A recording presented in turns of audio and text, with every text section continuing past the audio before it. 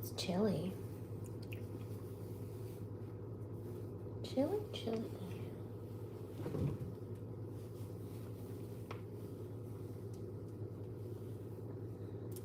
Hi, baby kitties. Hi, Lexi, how are you? What's up, babes? I heard this again.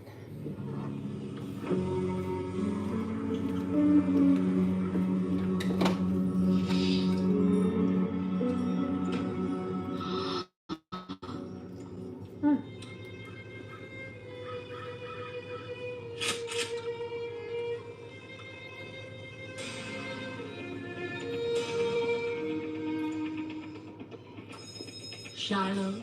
Is your name Shiloh? Can I talk to you? Can you come down, please? So we can speak.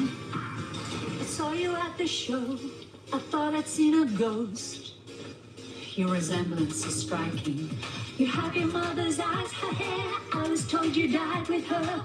All these years have come and gone. How do I put this? I'm your godmom. State your business. Business? What do you want? I want to finally meet you. Something real to cling to, leave you with the hope that you will go to all you're meant to, all I failed to. And is a word of promise. We have both been kept in bondage, but you can learn from all my failures. I'm not supposed to talk to strangers. Or let them through the gate. That either. A big risk. A big fence. A mistake. A new friend.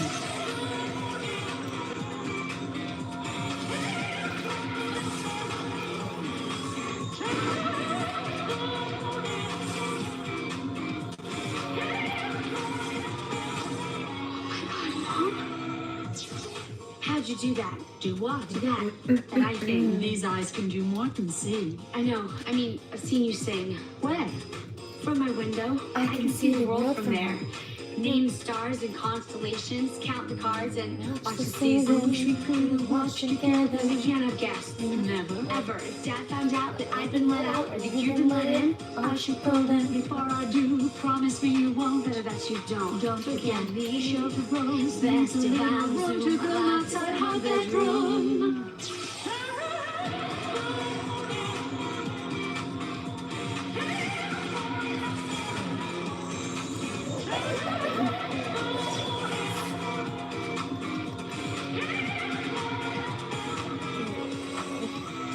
Let your life be a dream.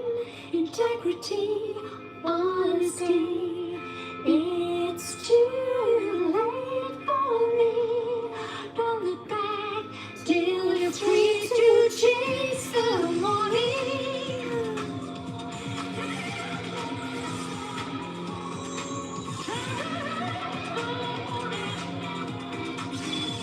You're gonna do it.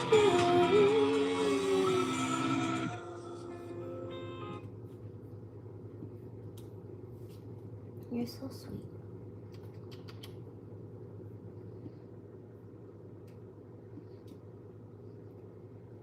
Right here, moments. Honey, just a second, baby.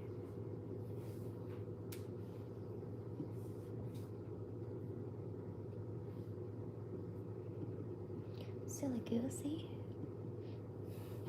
Make him a sneezy. Hello, we're back. How are you? It's nice to see everybody. Had a job interview today.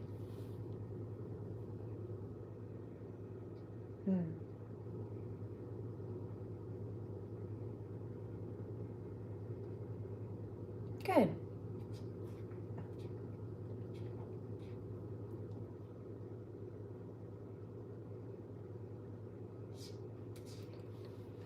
Yeah, that's been a theme. I mentioned that earlier. Here.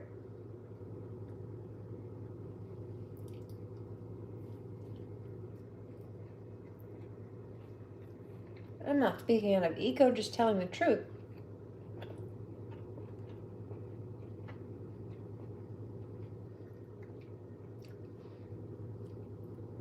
But people who don't understand that or don't have that themselves often mistake it as arrogance.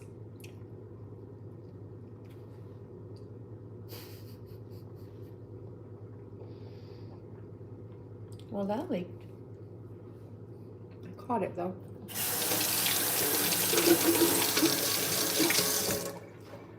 She's saucy.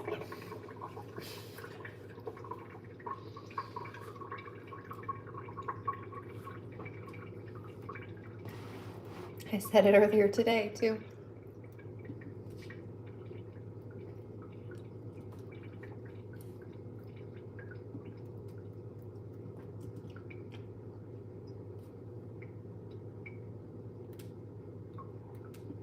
Yes. Let me pull up some true crimes. Also, not yet, but we'll get there. I think that chapter has one. Maybe. Or a coffee house.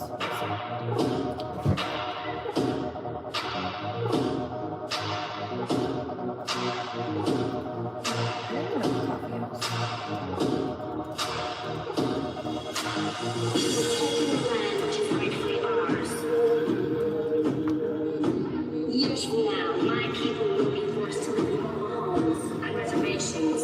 Your people will wear cardigans and drink highballs.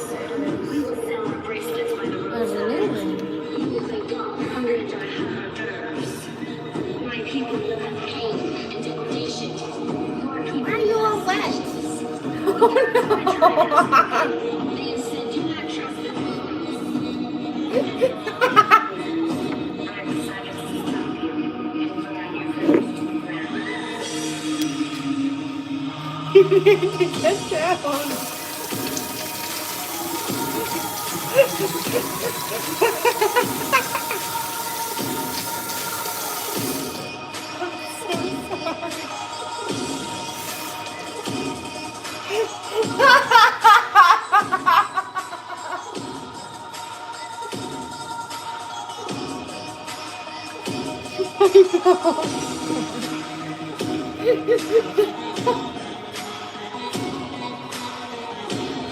I considered you catching on.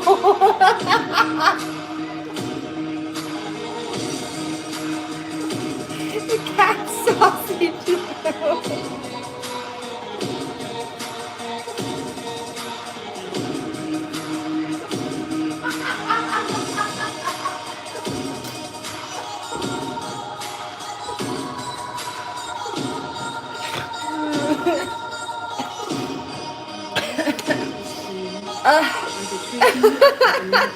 Yesterday by the film industry.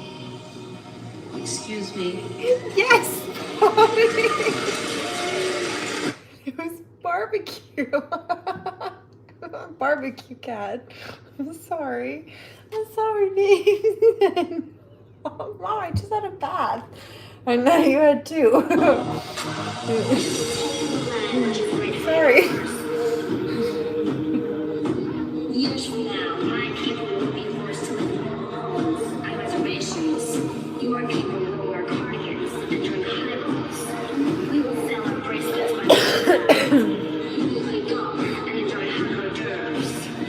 My people will have pain and degradation. Your people will have stitches. The gods of the tribe have spoken.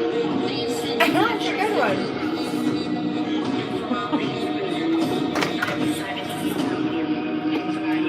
To the ground. That was hilarious. This one also I heard earlier. Not sleeping, a vampire bed of lies. I'll burn it this day, can I do it twice? Hard as it is to stay alive. Don't know if I'm ready for the night. Dark circles, bruised purple, my grip is tight. I'm inking my goosebumps, my not that kind of pulse is barbecue kitty. spiked. Hard as it is to stay alive. You give and you take all of my time. Cleaning my face on the sink, I don't know what to think. I could drink, I could smoke, I don't know where to go. When the going is tough and I'm all alone. Choosing to live in a blurry world, like a comfortable living with hurt. Didn't think I could work, but it didn't make me. Welcome to my revolution. Got my eyes wide open and my heart's out broken. Welcome to my revolution.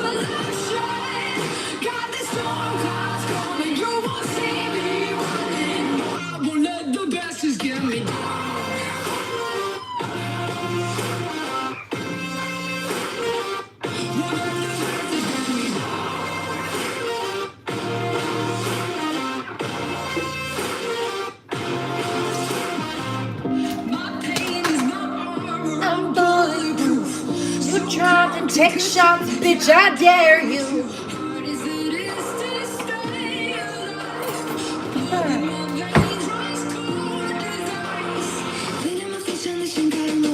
I could drink, I could smoke, I don't know where to go when the going is tough and I'm all alone. Choosing to live in a blurry world, I got comfortable now, it's hurting, think it got worse, but it didn't make my welcome to my revolution. Got my eyes wide open and my heart's out broken. Welcome to my revolution. Got this storm clouds coming, you won't see me running. I won't let the bastards get me down.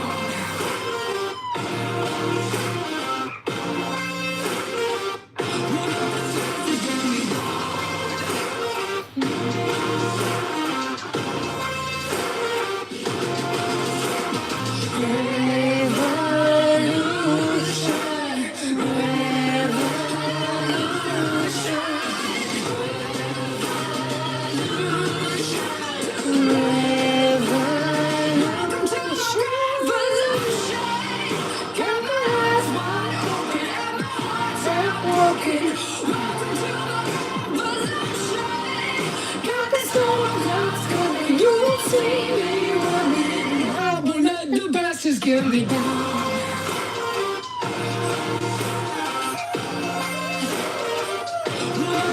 You like the Bayside? Woo, Bayside! I've had this since high school.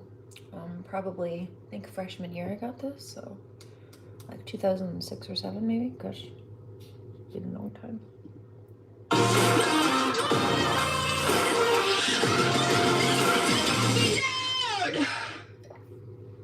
Hello. What's in the mug? Water. Stay hydrated.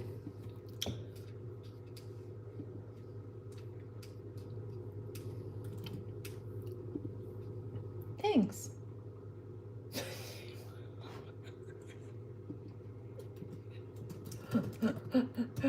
Yeah?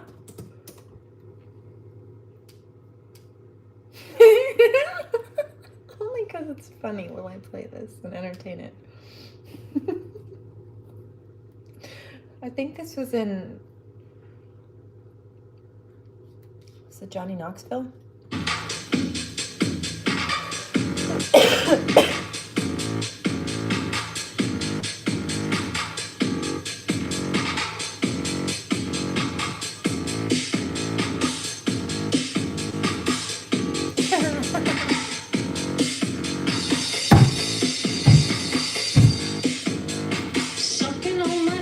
Like you wanted me, calling me all the time. Check out my Chrissy behind, it's fine all the time. Like sex on the beaches. What else is in the teachers of peaches? Oh, what?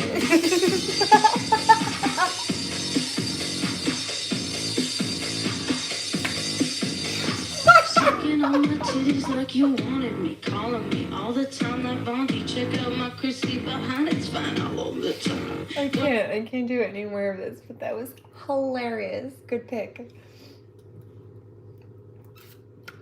Hilarious. I don't think I've ever been able to sit through that whole song. But that was a good one.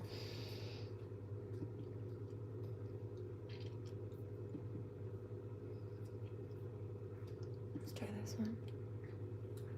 This one popped up. I don't know what this is, but it caught my attention earlier.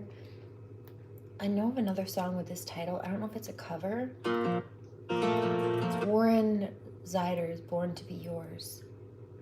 I do know of another song. I think it's a country song called something like that. It's an older one. So we'll see.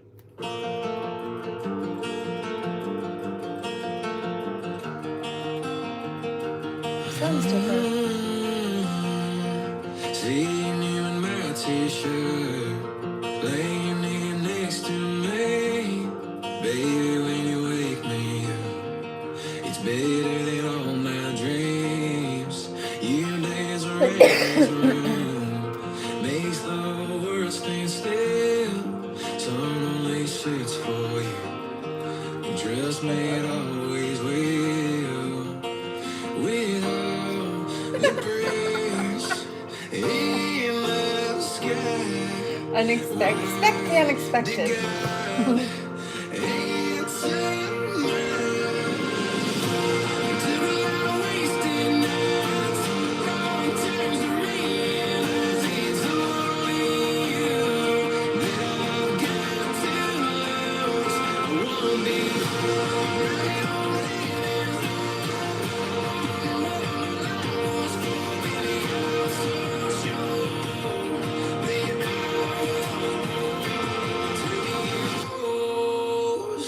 Okay, it's a newer one. That's not a cover. I was listening to the message. It's definitely a divine masculine message towards the divine feminine.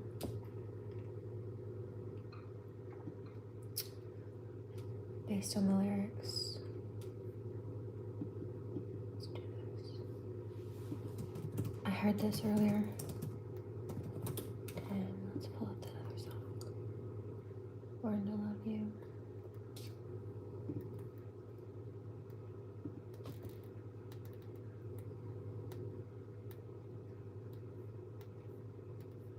I don't see Low Cash with that title. Hold on. I see Lanco.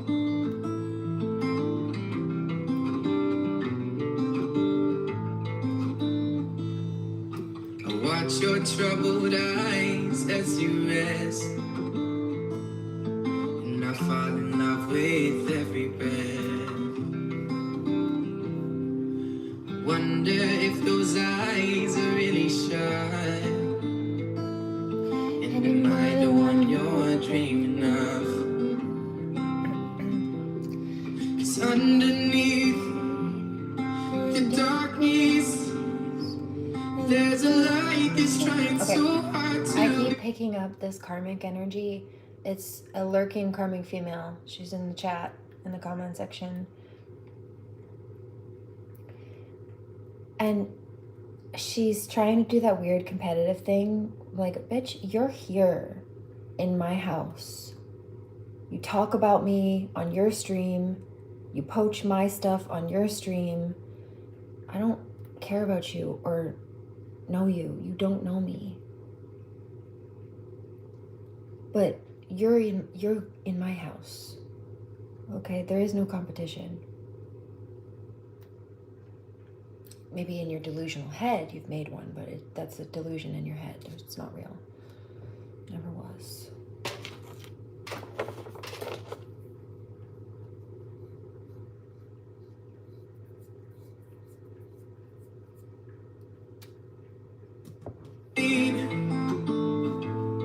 And I know this, 'cause I've noticed. That's exactly right, Austin. That's exactly who that was, by the way. Oh, and the other piece was it's not a popularity contest. Those people harassing me got quiet when I spoke the truth today. They stopped, which some of them have been doing because they realize they're wrong. And if they don't, they catch flack for it in the long run. And that's why it's not a popularity contest. And I have been, if it pops up because they're refusing to stop stalking and or harassing, and or after that particular pattern builds to a point where God's like, okay, you need to make sure to go get A, B, and C organized so that if they try to target again, this is neutralized, and or you can protect yourself legally, prosecute legally, then I do that. It's not a popularity contest. It's not a let me see who can talk louder and be believed more louder online. It's a I built a case against you and you're fucked in a court of law. Whoops, not my whoops. You're bad. It's what it takes. Let me be the one to bear the pain. Ooh, if this Like, same thing with the popularity contest. They're trying to argue. That's what they're trying to make it, really. certain points and principles, but they're inaccurate, incorrect, based on slander, or just not legally viable. And the same thing with the, you might be able to make some kind of faulty argument and convince a bunch of kids that it's accurate. People who have underdeveloped and or mentally challenged brains, in other words, at that point, depending on the case. But that's not how it plays out in a court of law. And a court of law doesn't care about the sob story that way. They care about a certain guideline structure of facts. Now, they do take witness statements and victim impact statements into account, absolutely. But they care about the facts in the law. And the facts are that the law is not on their side. The fact of the matter is that they broke it repeatedly, and I documented them doing so. And then they tried to argue that point and be more combative and criminal. That was not smart. They were never going to win that way. Me articulating the truth to combat the slander is not the same thing as a competition or there's no popularity contest. That is not my concern. But I'm apparently theirs. 11:22 here on the clock on the East Coast. Let's blaze, guys. This is what it takes. Don't even waste your time getting the ball bat and death stare and album cover mad. Love you, Austin. Funny. Cray knows what's up. They do. You keep on telling me I'm wasting time, but to call it a waste. Yeah, it's funny. They're mad that they weren't prom queen and still want to be popular so badly. You know what's funny, Max? I got a download about that earlier. The angels were talking about it, and I thought it was funny.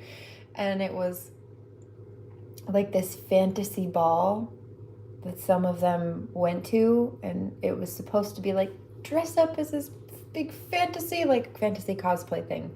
And I was kind of giggling about it today because it looked so lame. There were so few people there.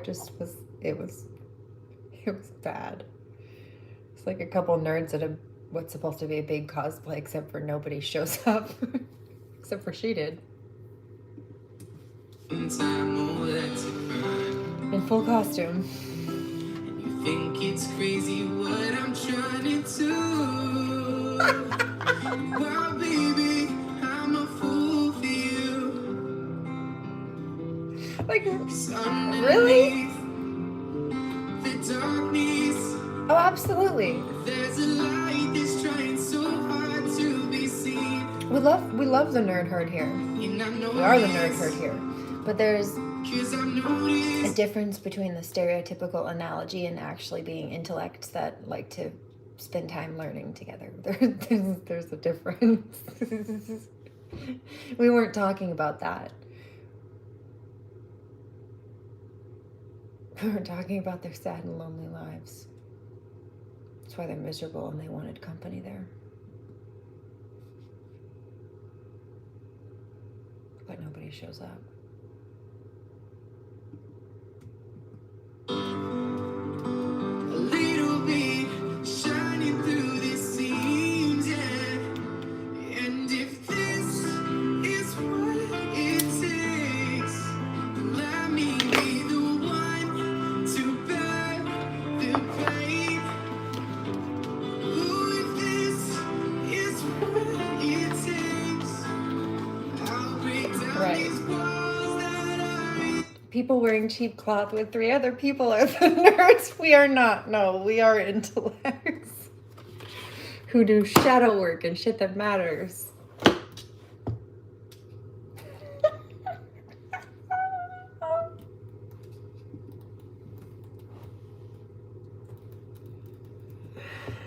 that was funny. You guys are a riot tonight.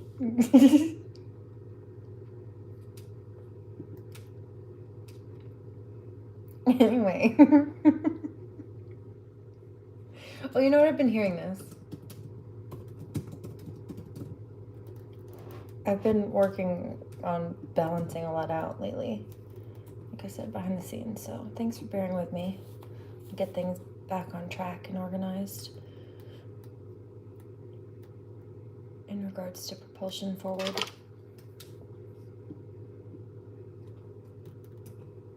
Oh, somebody's angry.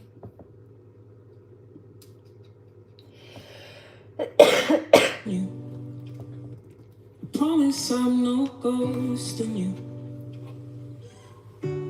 There's just a couple things I'm going through.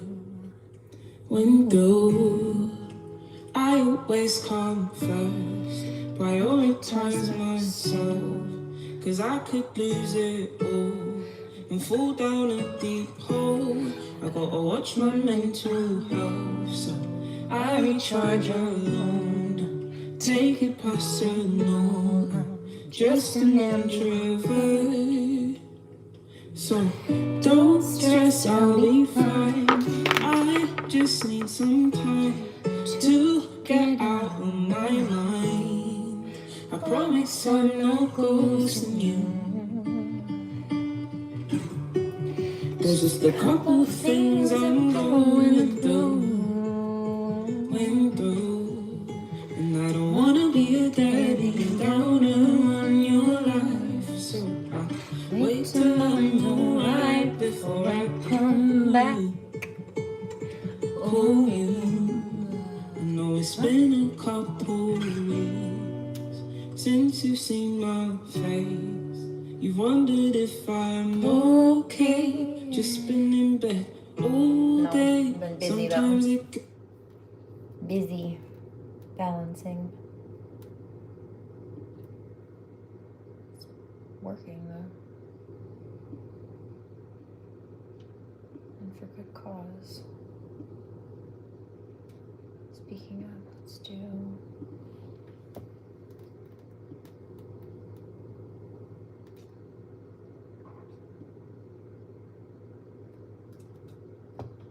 this one.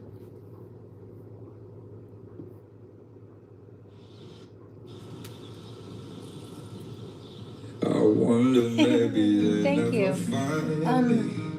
Martian I've been mints. waiting such a long time to feel it. Swallowed by the waters around me.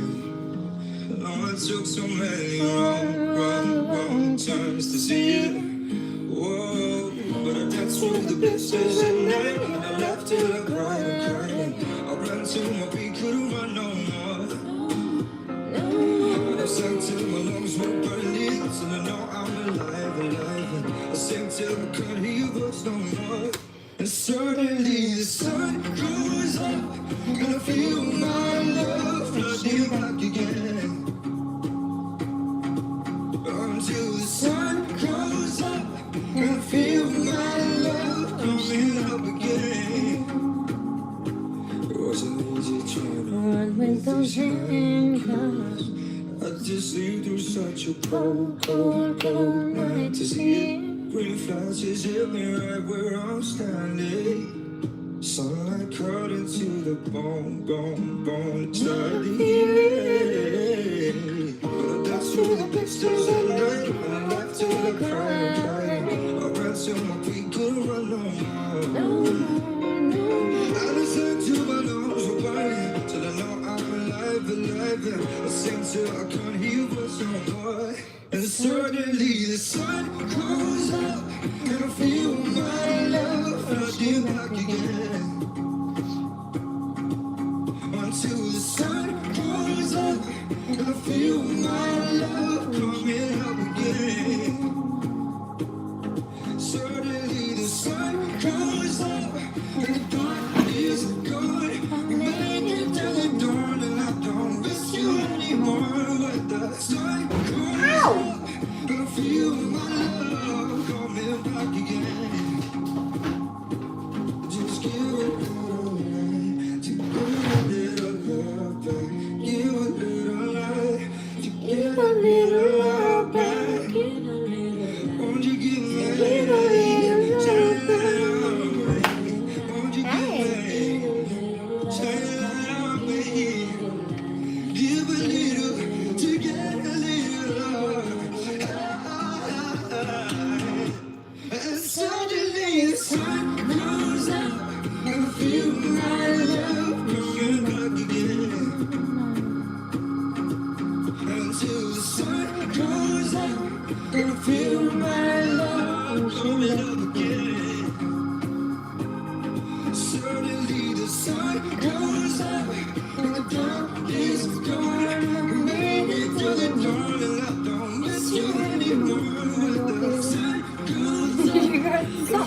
Mom. My saucy kitty. So sorry. You're so sweet, though. Yeah, bunks on rounds. 'Cause I need you like the flowers need the rain. I need you like the sun when the clouds turn gray. Oh, you're like the blood running through my veins. I love you until now and forever away.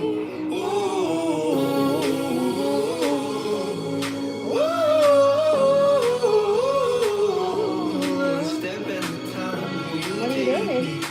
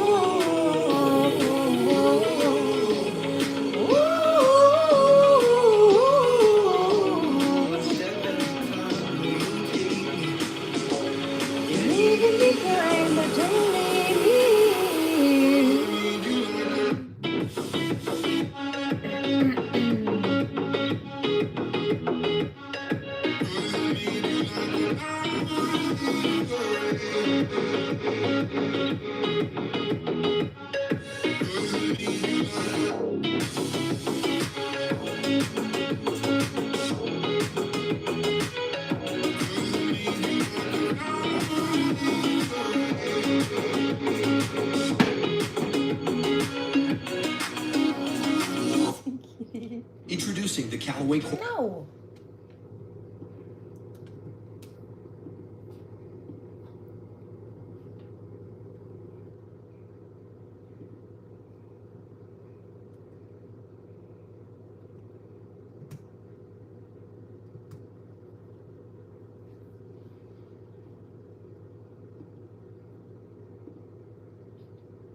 I heard this again today too. Oh, somebody's upset. It's like a karmic meltdown now.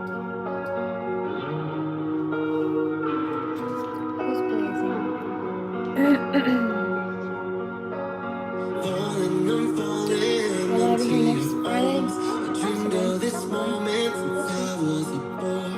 Don't break my heart now, it's not a toy. Deeper and deeper, Yeah, I'll check one time. falling, falling, faster I go. Floating so high now, where did you go? You said you love me through hard and Good call, chillin'. deeper and deeper, I'm out of control. I'm falling now. I'm falling now. I'm falling now. Falling, I'm falling now.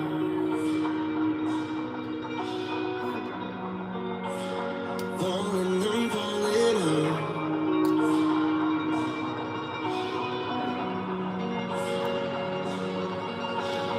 Falling, I'm falling into the sky. Love never works out, one only tries. Maybe this nightmare is full in my eyes. 'Cause I'm gonna love you till I'm out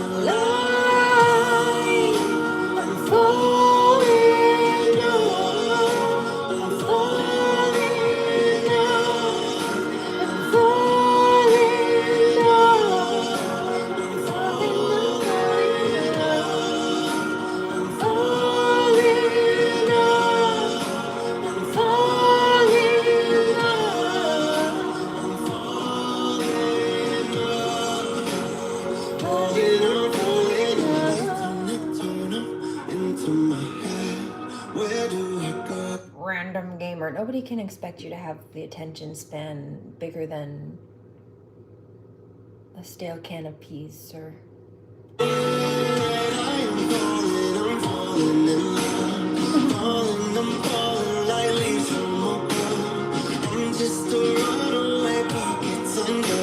Random, you'll be back. No, he won't. He's gone now. Shoot, toodaloo. Blocked.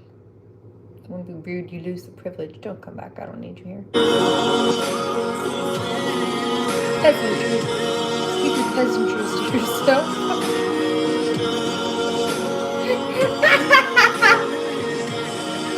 Stale can of peas, you like that?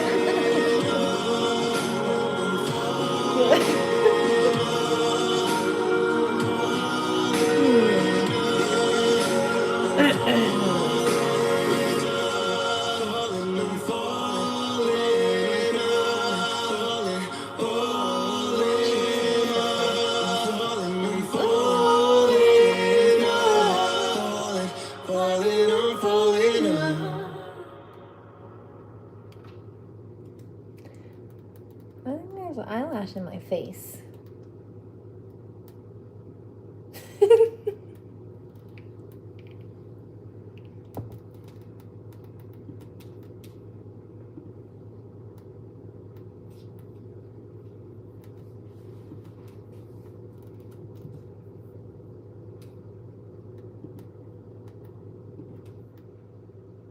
This one too.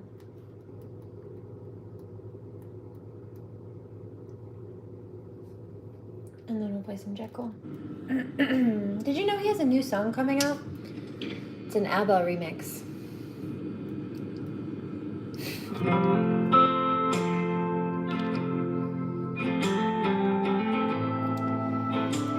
Rainbow Kitten surprise? Yeah, man. Yeah, I don't always feel it. Yeah, but that's when I need it the most. So I'm gonna keep on singing till my soul catches up with my song. There's times when my hands go off free. You haven't seen a Bayside sweater in 20 years? Do they even make these anymore? I bought this about almost 20 years ago. Probably like 2006 or 2007. And it was their first merch drop, I think, if I recall. It's like one of their first little spreads that they put out, and this was one of them. This is the Bayside logo. It's been one of my favorites since high school. I don't know. Hold on.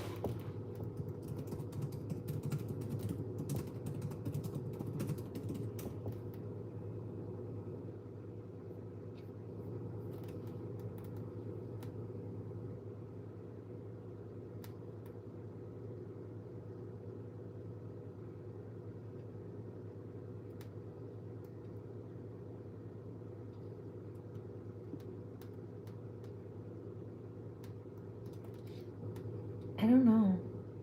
But it looks like somebody tried to steal their logo, actually. Like a Mexican brand tried to steal their logo so that they couldn't use it.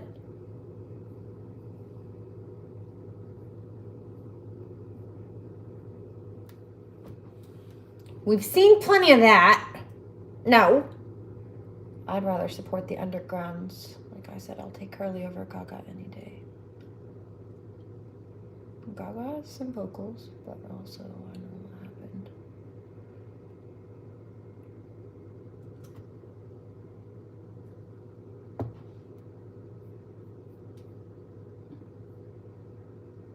I don't appreciate Destiny Swap attempters.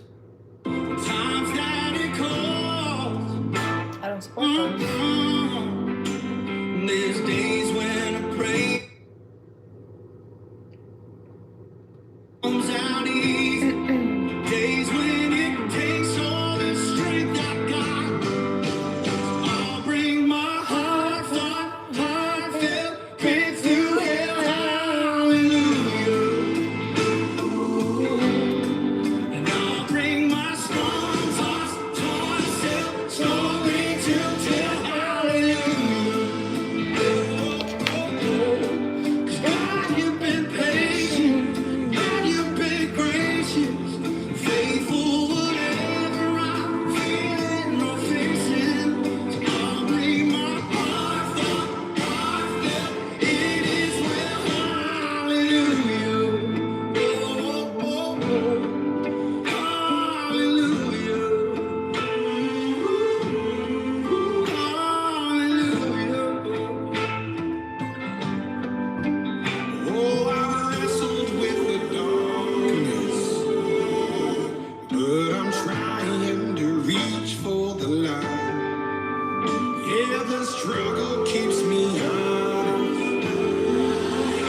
and it breaks down the walls of my mind.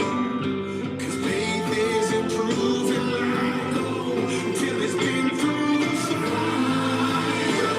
Oh, my head, heart, hands are feeling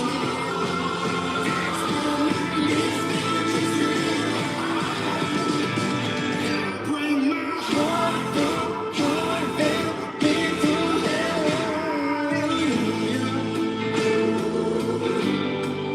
Now bring my storm tossed voices slowly to tell hallelujah. God, you've been patient. God, you've been gracious. Faithful whenever I'm feeling a facing. Bring my heart, it is well, hallelujah.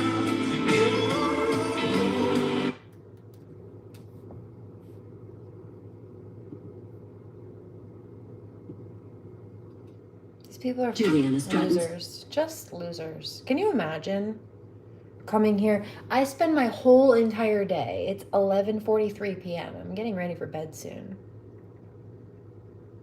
I spend my whole day busy and doing stuff. I get up in the morning and I do stuff all day. I'm productive. And then I come here and I make time at night. It's my favorite drug addict doing nothing with her life again. Bitch, it is almost fucking midnight. What are you doing with your life? Not anything productive. Tantruming little rat.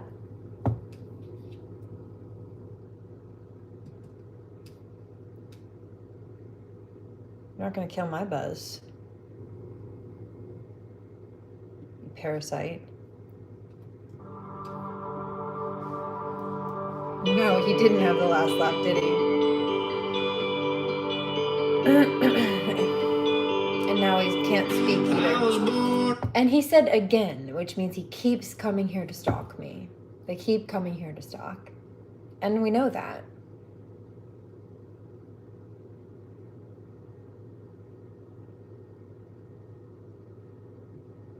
Like that 18-year-old child from earlier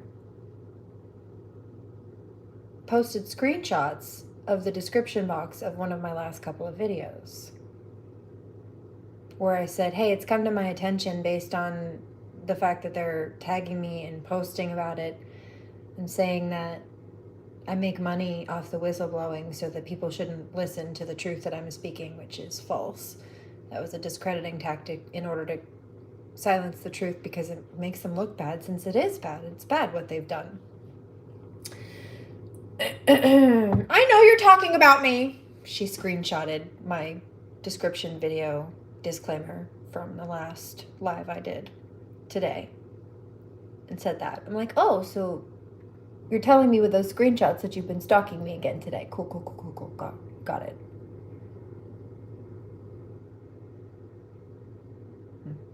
They tell them themselves if you listen. I'm full of red pine trees, county sign says follow your dreams. Westbound train makes a left and shake. Friday night lights decide your fate.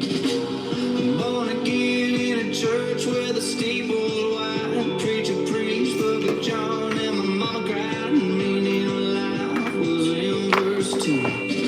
Didn't make sense till I found you.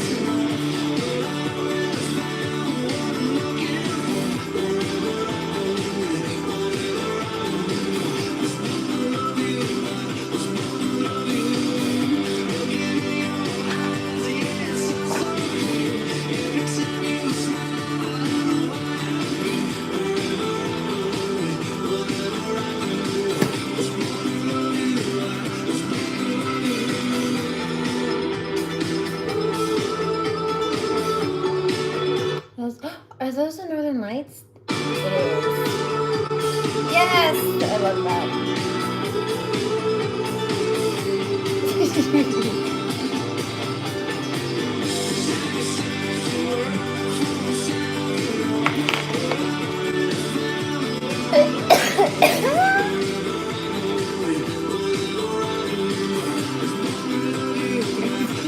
Soft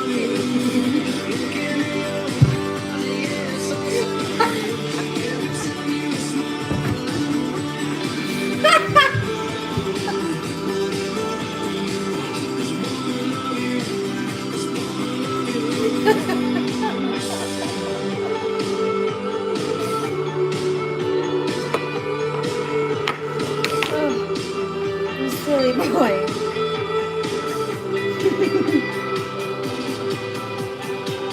Okay, next. No, get out of there. There's a candle. It'll light your booty. Right. We don't want that. Exactly. It's a good idea. Protect your dream. Right. And cat.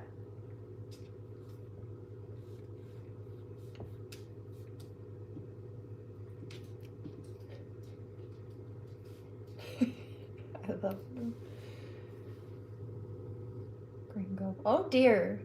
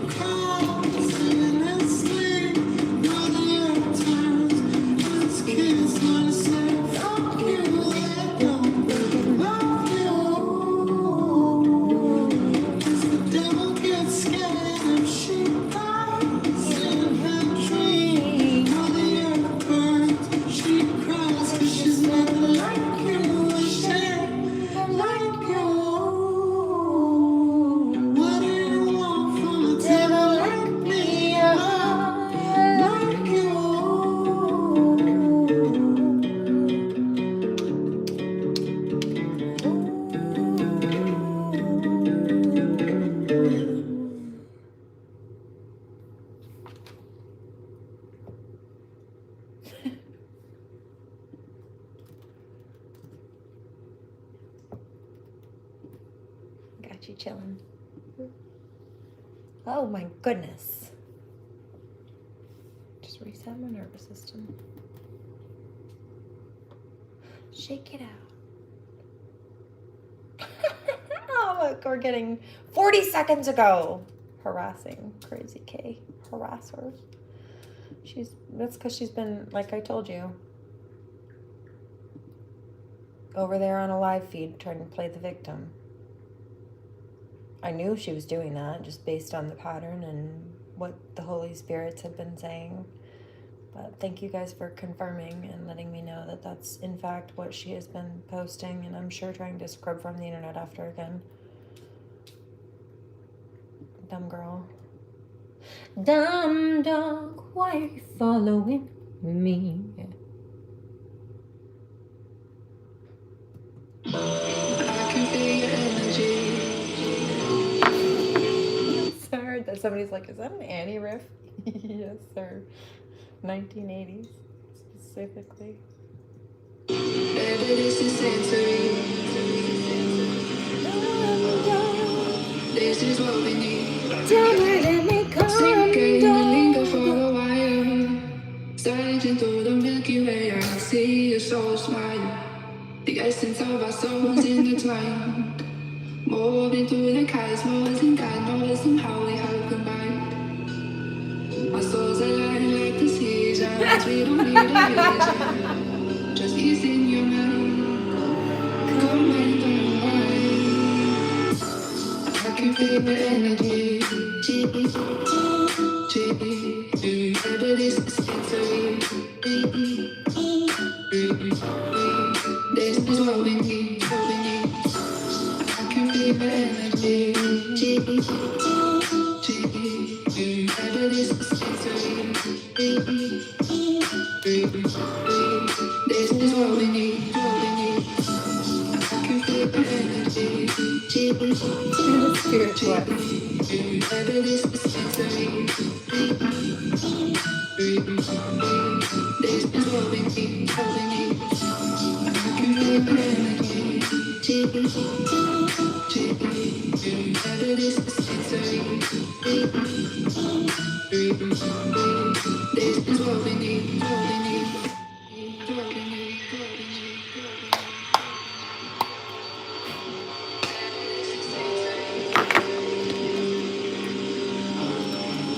This is what we need. Sinking and linger for a while. Surging through the Milky Way, I see your soul smile. The essence of our souls intertwined. Moving through the cosmos, and God knows somehow we have combined. Our souls align like the seasons. We don't need a reason. Is that the poison venom trip? I don't know. I wouldn't do that. Peace in your mind. Come and unwind. Like a frog or some shit. Ugh. Ugh. No. We are not princesses and we do not kiss frogs. I can feel your energy. Baby, this is sensory. This is what we need. No toes. I'm an empress. We don't kiss frogs or cast our pearls to swine.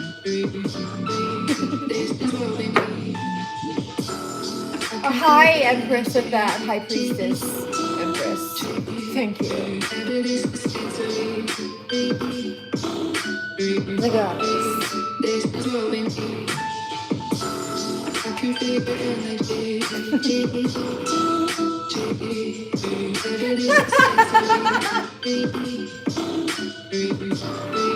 This is what we need. You're all good on toe juice. Me too. No, not for me, man. No.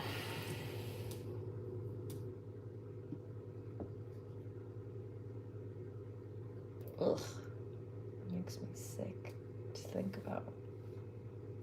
Slimy. Don't laugh. Somebody's laughing.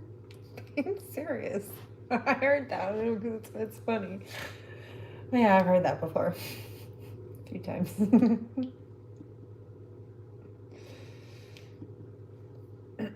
Here you go. I'm headed back to the Oh, place. no. All went wrong. No. Where it all went wrong. Okay. Let's do one more song and then true crime it out for a bit. I heard that. Baby, Somebody said you didn't. You didn't. No, I didn't. But I'll have something else maybe later. I need to hydrate right now I though. know what you like. Mermaid. Oh, I'm all about you. 'Cause baby, you're my soul. Make the love of my life. The love of my life. It's hard to explain what I feel. I don't wanna leave without you another day. If you'd only see what I see, you turn all my darkness into a better place. I feel my heart is beating when you were close to me. Don't wake me, I'm not dreaming. Baby, you're my soulmate. You're my ride or die.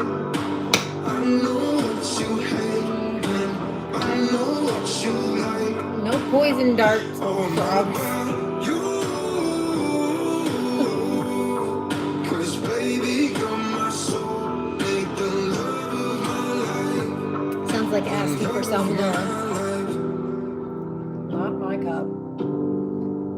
No pun intended.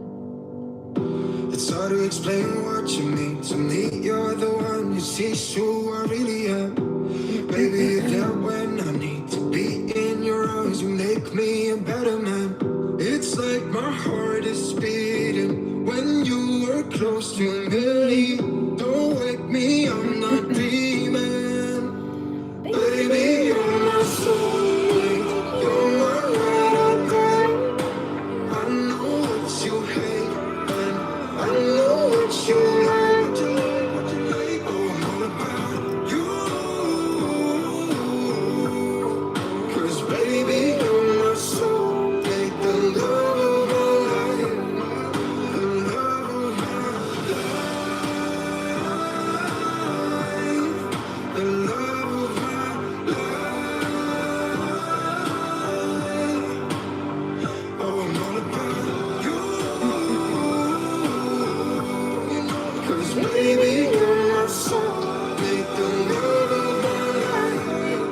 'Cause baby, you're my soulmate. The love of my life.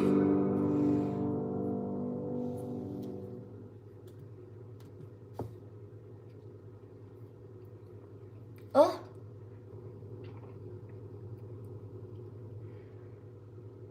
Okay.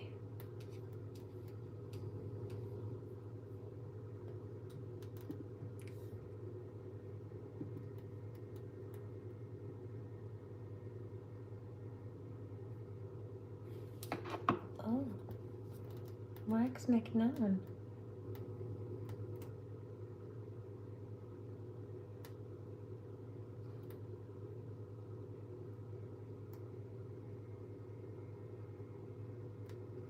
Has a new song. Being short-staffed. It's called Done For.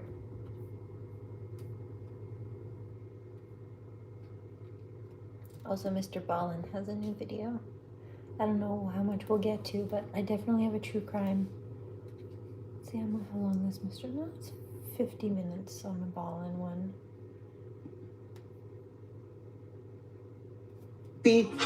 Whoops.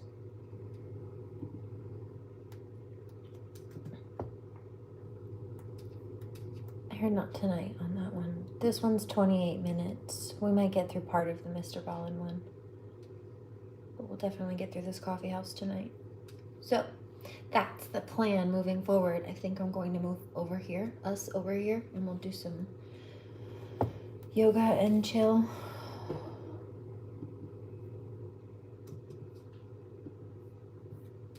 I also probably should eat the other half of my protein wrap, because I know I need more. I'm not really hungry, so let's pack another bowl. I'll at least get some more juice. It's legitimately just vegetables. There's not even any fruit in this. So, I'll be all right. even if that's it for tonight.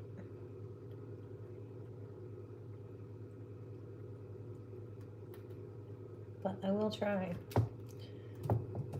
Lock it back home. I want that one of them. Kind of catastrophic. Once you got it, you can never let it go.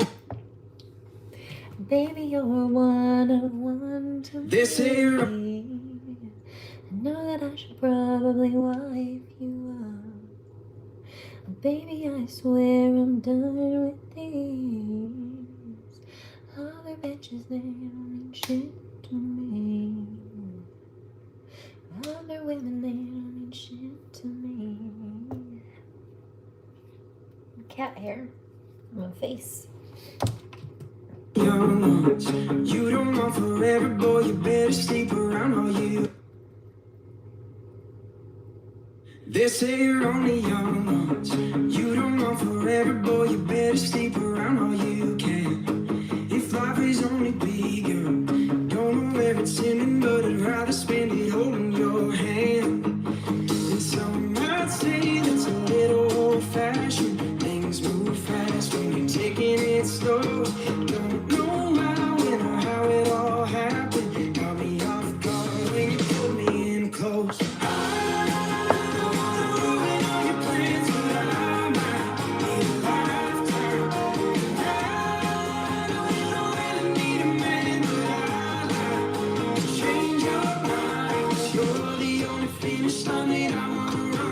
Second that I met you, girl, I knew I was done for.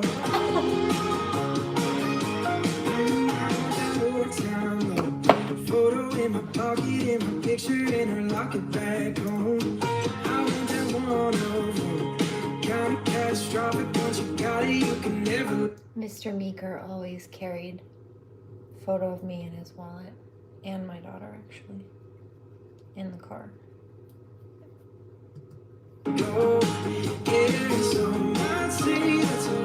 I kept his old school ID in mine though. With his picture on it, his photo ID. Move fast, taking it slow. Don't know how it all happened. Got me off guard when you put me in close. I don't ruin all your plans, but I might need a lifetime. And I know you don't really need a man, but I might change your mind. You're the only finish line that I wanna run to. Second that I met you, girl, I knew I was done for. I love that. It's so cute. I took you in that bed. Hot cocoa? Is that what you're having? Mario? Or are you saying that I should? Because I don't know really if I can eat more, but do you know what I do? Often I've got this protein drink mix that I will sometimes make warm. Usually I'll make it warm actually. So it's kind of like that. It's kind of like cocoa. It's not, it's protein mix, but that sounds like a good plan. So then I get my protein and a little bit more. And I don't have to eat it. I can drink it and it's fine. I might be able to manage that. I don't know why. Juice sounds more palatable right now. Smokable. Let's see.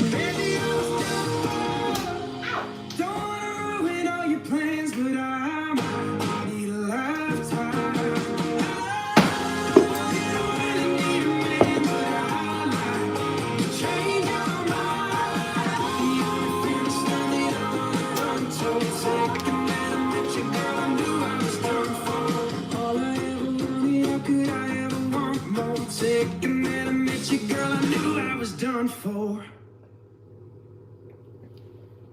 Oh, that's yummy.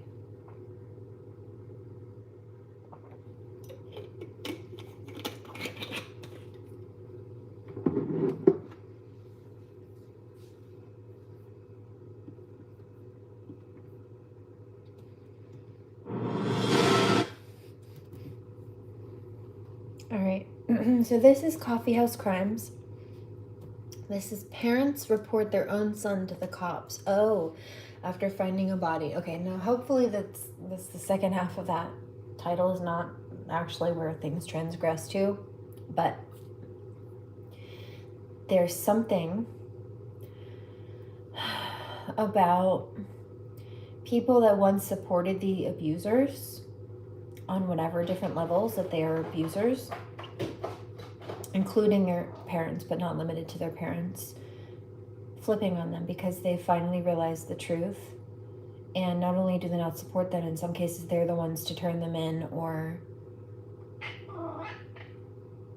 try to seek some kind of retributive justice on behalf of the victim, especially to balance the scales if they were involved in some kind of harm towards someone else or a cover-up towards someone else at one point.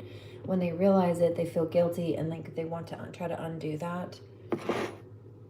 And so in some cases that's by handing them over to the authorities or whatever. So there's a parallel in the case that I noticed. The feet were bound with tape, and her head and feet were in the same position. She was folded over in half. Dave, do you have any direct knowledge of the whereabouts of Savannah Spurlock? I do not. It's January the 4th, 2019. The time is 7 p.m. Police receive a phone call. A woman is missing, and the man who last saw her, well, he doesn't deny it either. He simply says that she left his home that morning, that she asked for directions, and that when he woke up, she was gone. It had been one of the coldest nights that winter when 22-year-old Savannah Spurlock suddenly vanished after an evening out. A surveillance camera outside a bar in Lexington, Kentucky, captured her walking alongside 3 men that she had only recently met. Nothing about the footage appeared tense, nothing appeared forced, and it certainly looked casual, easy, ordinary. She then climbs into a van and they... Sam, I was reading your comments. Your friend had too much.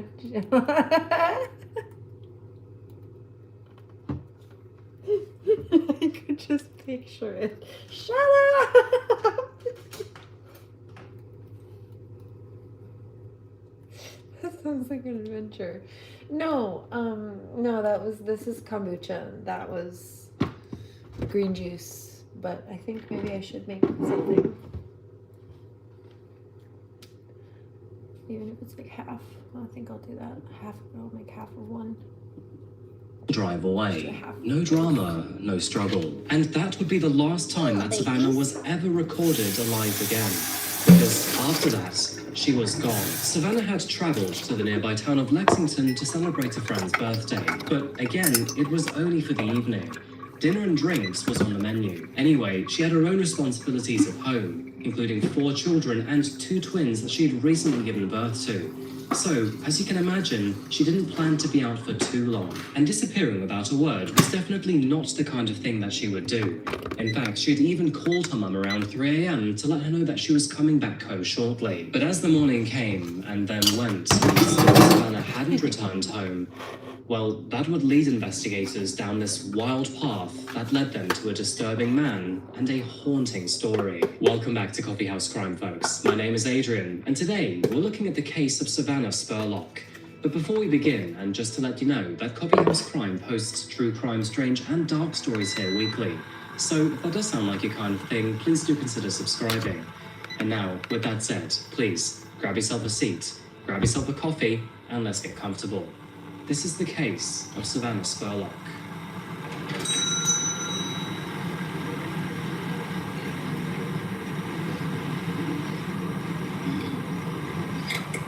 It was between sunset of January the 3rd and sunrise of January the 4th, 2019, that something terrible happened to Savannah. It was on that evening that she travelled to the city to celebrate a friend's birthday. And between her and her mates, they walked between bars and shared drinks over chatter. Witnesses would later describe Savannah as relaxed and in good spirits, with no visible signs of distress. And everything up until that point in time looked completely normal. However, their night would not quite exactly go to plan.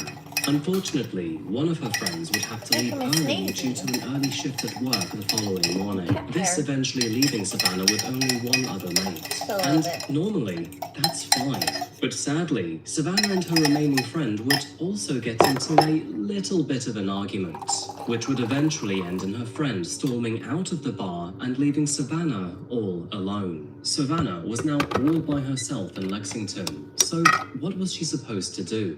It was one of those rare nights that she had a babysitter and actual time to herself. And so she decided not to go home, but to stay put and talk to new people instead. Over the next few hours, she mingled, ordered more drinks at the bar, and even managed to make new friends with a few people. It was around 2:30 a.m. that a surveillance camera captured her outside of the bar with 3 men that she'd met that night. As you can see, they talked casually before then all leaving together. And whatever was going on, Savannah seemed to be okay. Just half an hour later, she called her mother to say that she was in Lexington and, of course, would be home later that morning. Sadly, although she didn't know it at the time, that would never happen. And after that call, her phone activity fell silent. And by silent, I mean radio silent. When Savannah went missing, her family initially tried to rationalize it. I mean, Lexington is not a huge place to be in, and is generally considered safe. So perhaps her phone had died, or maybe she was just sleeping on a friend's couch. But as those hours dragged on with no contact, those excuses did start to fall apart. If I'm honest with you, her family never thought that there would be any reason for her not to return home that night anyway. She was a responsible mother of 4 children. And so, at 7 p.m. that evening, they... Did you know Roblox linked child sex? There's just no milk in it, or almond milk, but... And it's protein. Straight protein mix is delicious.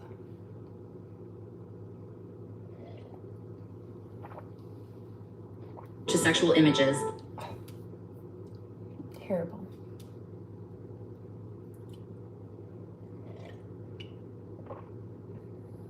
Oh, by the way, though, I should articulate. I don't know if this is legit. It seems to be like a, I don't know, maybe like a class action lawsuit or something against Roblox, which I believe is a children's app. Because unfortunately, it's been known that child predators will go on there and post things that are not child safe, or they'll pretend, you know what they do.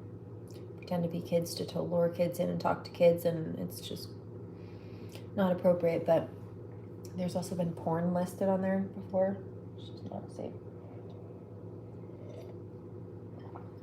So I don't know if this is legit, but it seems to be that there's a potential class action for kids. It's like parents on behalf of the kids, but for kids that were exposed to something like that, or I don't know. Be mindful. Heads up. If you know somebody, it's something to look into. The police. As police began their investigation and eventually found this footage, they realized that her final moments accounted for were not only with 3 strangers, but also that she eventually reached one of their homes. Of course, this created a lot of alarm and concern for her safety, and sadly, it does actually get worse. Because this disappearance would not be solved in 24 hours, but take months to figure out.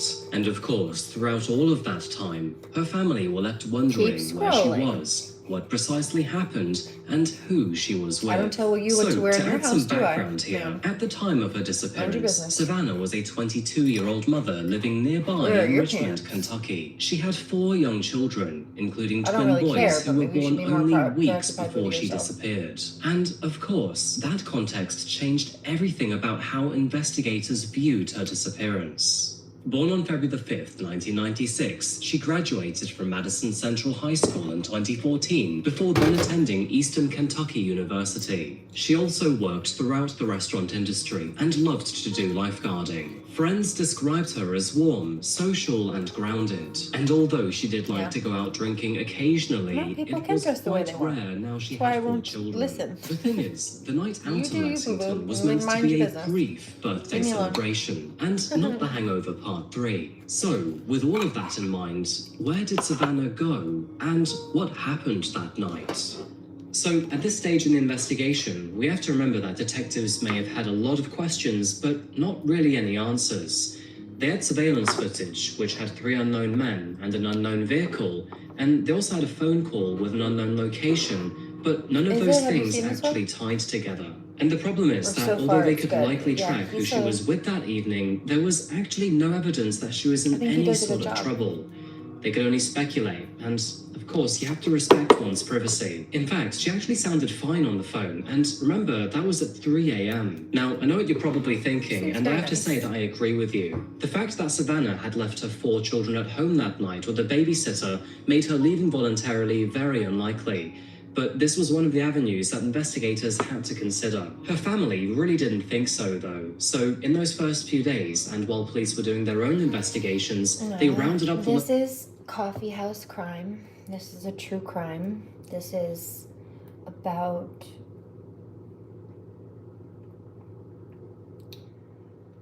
the title is Parents Report Their Own Son to the Cops After They Find a Body. So the summary is on January 4th, 2019, 22-year-old Savannah vanished after a night out. A surveillance camera outside a bar in Lexington, Kentucky captured her walking along 3 men that she had only just met. And this is the last confirmed footage of Savannah alive. What followed was insanity, he says. And so we're listening to see what happened. community to Well, go we know what searching. happened. Some guy targeted her, and then his parents figured it out, and righteously so, gave him over to the police. But as far as the middle details, he was obviously one of the guys, I would assume, walking her somewhere. What's up? And let me tell you, they turned up in numbers. Search parties formed across Richmond and all of its surrounding counties, while volunteers... have you seen... Okay, you watched that chapter too. Got it. Thanks. roads, wooded areas, and open fields, all hoping for any trace that might indicate where she had gone after leaving Lexington. However, the longer those searches continued without results, the more concerning that the situation became. And unfortunately, that is exactly what happened, because weeks passed without any breakthrough. And not only did her phone and social media remain inactive, but there were also no sightings of her. The community did help out with something, however, because by now, detectives had learned who those 3 men were in the surveillance footage. They would also find out who this truck belonged to, and that was a man named David Sparks. And so, once David and the other 2 men were eventually identified, officers decided to take the chance to interview them. Combining all of their statements together, What did you they do, discovered David? that Savannah, David, and the other 2 men had all driven from Lexington to a rural home in Girard County, which is roughly 40 miles south from the bar. And this was quite interesting to learn, because Savannah did not actually live in the same direction. So, what was she doing there, and why? Now, even to this day, police have never actually released the names of the other 2 men involved. However, they did release their interviews, and, well, let's just say that what they told the officers was not very comforting. She heard that girl. Yeah. What did he tell you? Yeah, I feel like he eventually would. Have you asked him that yet? Yeah. I asked him, he been adamant that he don't know nothing. That's why I asked him, like, bro, you need to be 100% on point, because this is what it's all. But I told him at the end of the day, bro, like, we left that at your house, bro. You know what I'm saying? Me and left. So, whatever happened after that, you need to go ahead and man up and say what need to be said. Thinking weird. Oh, yeah, he's a weirdo. Everybody know that. I mean, he's got unorthodox, like thinking. I mean, certain things he do is just like different than others. So, according to the statements made by all three men, Savannah stayed at David's house that night while the other two returned home. And according to David, who we'll talk more about in a minute, Savannah left very early that morning. Apparently, she asked for directions, and by the time he woke up, she was gone. But the strange thing here is that there were actually no confirmed sightings of Savannah that morning. Not from locals who were on the roads, and not from any surveillance cameras either. So, there are two things that detectives could do here, really. They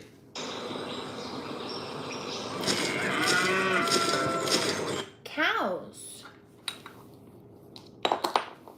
This is...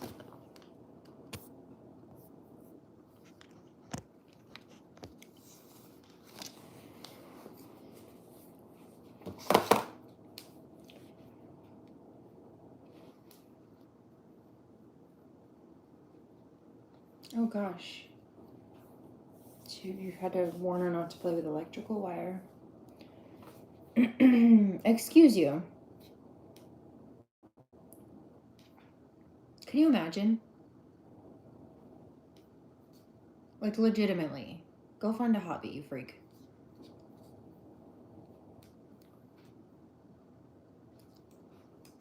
could take David's word at face value and leave him alone, or they could take a closer look at him and his property.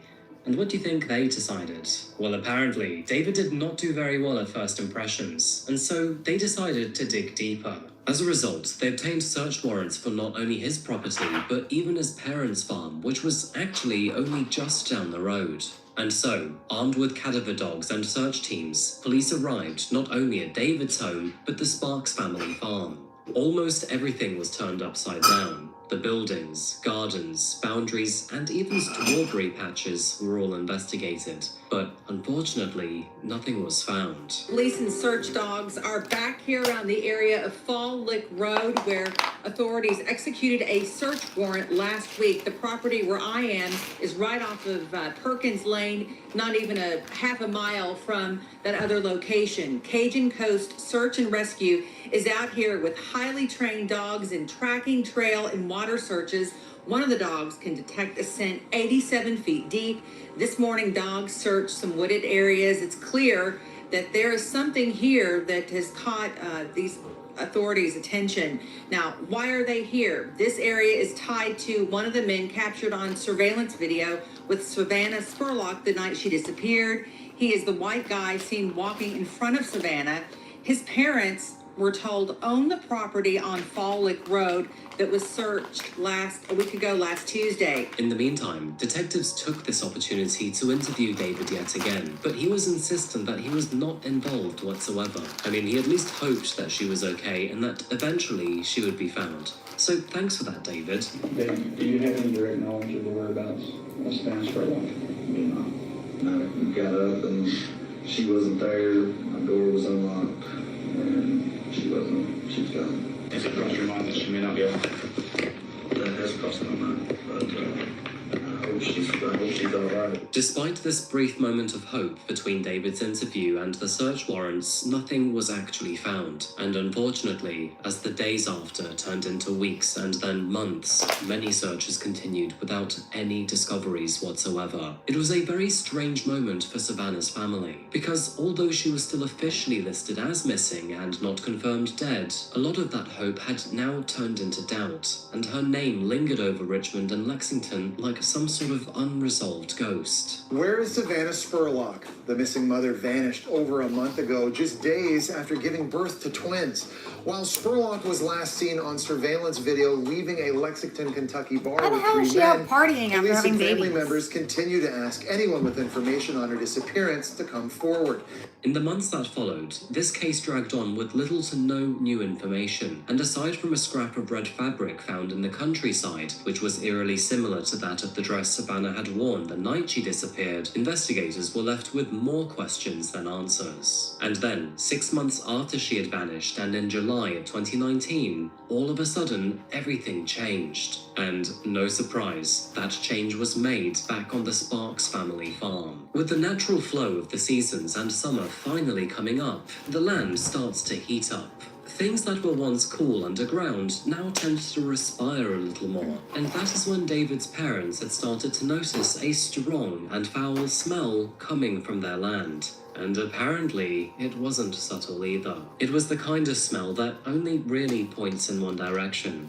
It was decay and death. And so, knowing full well that this could sink their son, but with ever-growing suspicion, they decided to contact the authorities. Forensic officers returned to the property and began to search yet again, this time focusing on the strawberry patch where the odor was strongest. It was actually a place that investigators had already dug before, and a place that they thought they had already cleared. However, this time, the ground revealed all of its secrets, because soon enough, they uncovered a shallow grave. Inside, they found human remains, and sadly, they would eventually be identified as Savannah Spurlock. Of course, this discovery immediately shattered any possibility that maybe one day she would be found alive. Instead, it suggested something far darker, and the one thing that everybody was fearing, that she had been murdered, and then her body later moved and concealed on that farm. I've actually been waiting all day long for my hunger.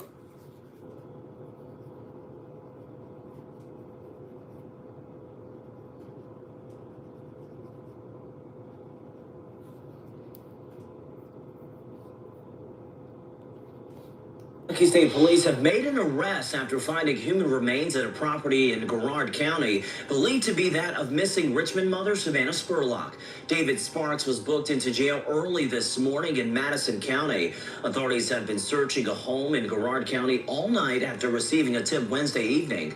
Troopers say the discovery was made on the property of a potential suspect's family member. Heart-wrenching news as state police have announced that the human remains found on the property of Fall Lick Road have been identified as that of 23-year-old Savannah Spurlock. State police, Garrett County Police, and the FBI spent several hours at the home of David Sparks' parents on Fall Lick Road yesterday, focusing their investigation on property behind the house. We watched as investigators collected evidence bags and a box from the property. And this isn't the first time police had searched this home. They had dogs search the property in February, but nothing came of that search. As a result of the autopsy, we can now confirm that the remains are those of Savannah Spurlock, who went missing on January 5th after leaving a Lexington bar with 3 individuals. As a result of the ongoing investigation, David Sparks, 23 years old of Lancaster, Kentucky, was arrested early this morning in connection to the recovery of Savannah Spurlock's body. And unfortunately, folks, it gets a little bit worse, because after doing some more digging, they realized that Savannah's body had actually been buried with something else. That something else was a rug that others could confirm belonged to David and was now missing from his own bedroom. I mean, look, David had always been their prime suspect, from the surveillance footage at the beginning right the way through to that letter they found in his bedroom. But now, well, it was basically undeniable. Now, again, when David was initially interviewed by officers, which happened only a few days after Savannah went missing, he told them that apparently she had asked him for directions that morning before then leaving while he had fallen asleep. Now, that would have placed her disappearance and also her death beyond his home and even beyond his control. But now, with her body being found in the backyard of his parents' property, well, that put his story in the realm of absolute baloney. And so, no surprise, the authorities then finally decided to arrest him. I'm just taking the color off. But who precisely was David? But I will do that in a minute. Why does he seem so strange? As a local man from Garrard County, David was someone who had spent most of his life growing up in Kentucky's countryside. He wasn't an outsider passing through town and had many ties to the local community. Even his parents lived close by, in the farm that I've already mentioned. And as it turns out, our friend David had already run into trouble with the law before. He had a slew of petty offences under his belt, including drug possession, traffic-related violations, and, surprise, surprise, at least one domestic violence-related charge. Now, on the outside, to neighbors and acquaintances, David seemed to be relatively ordinary, even if he was a little bit quiet and somewhat awkward. But as one of the lead investigators would later put it, he always seemed a little bit off. And maybe David himself can tell us more about the real David, because what investigators later found tucked away inside a box in his room was his journal, and what it contained was, frankly, stupidly incriminating. Now, I don't have a clean high-res copy of the page, but this is what it reads. How do you explain the feelings of nothingness to a normal person? That death befalling on all of those around you has no effect. I felt so alone, so damaged, that I've created fake personas around everyone I know, hoping to fit in, feel accepted. It only makes me angrier. I keep the dark, true side of myself hidden in the deepest places of my mind, and I've done so successfully for years. I simply don't care at all. I feel no true love for anything. Now that I know what I really am, I see a greater need to hide my true self. But I just want to be free. I stay in a constant state of aggression. Nothing seems to help anymore. I have an abyss for a soul that sucks every attempt to make myself whole. How do you look your mother in the eyes and tell her that you're born a psychopath? That she gave birth to a monster? Someone who wouldn't care a bit to squeeze the last breath out of another human, or plunge a knife into their chest and smile about it. So, I'm not sure about... Sending some good vibes and prayers also to Damien. I'm hoping he's just getting some sleep. Balancing a sleep schedule, the time zone difference in the UK. But I know that everybody's kind of been going through some waves of energy. Part of it's the retrograde. There's stuff coming back up to be cleared out. But anyway, I'm sending lots of love.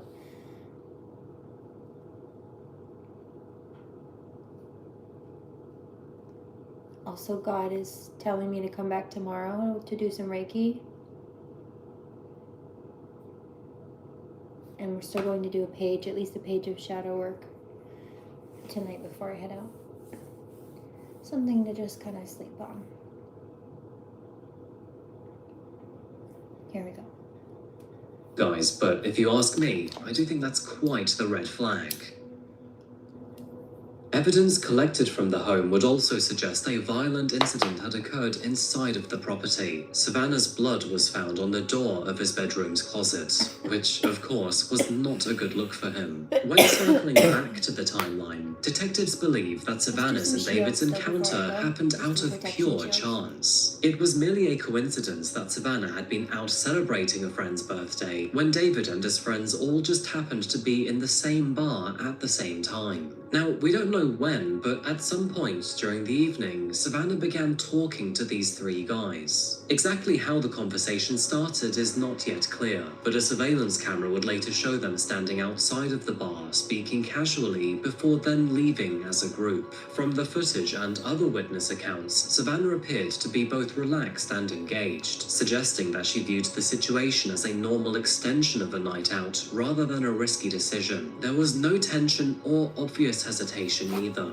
However, some people have suggested that her facial expression seen on one of the surveillance images does suggest discomfort, though honestly, it could just be that she was cold. At around 3 a.m, she then called her mother from David's home, and at the time, she sounded completely fine. It is very likely that Savannah just wanted to extend her night, have a drink in a more comfortable atmosphere, and maybe even get to know David a little better.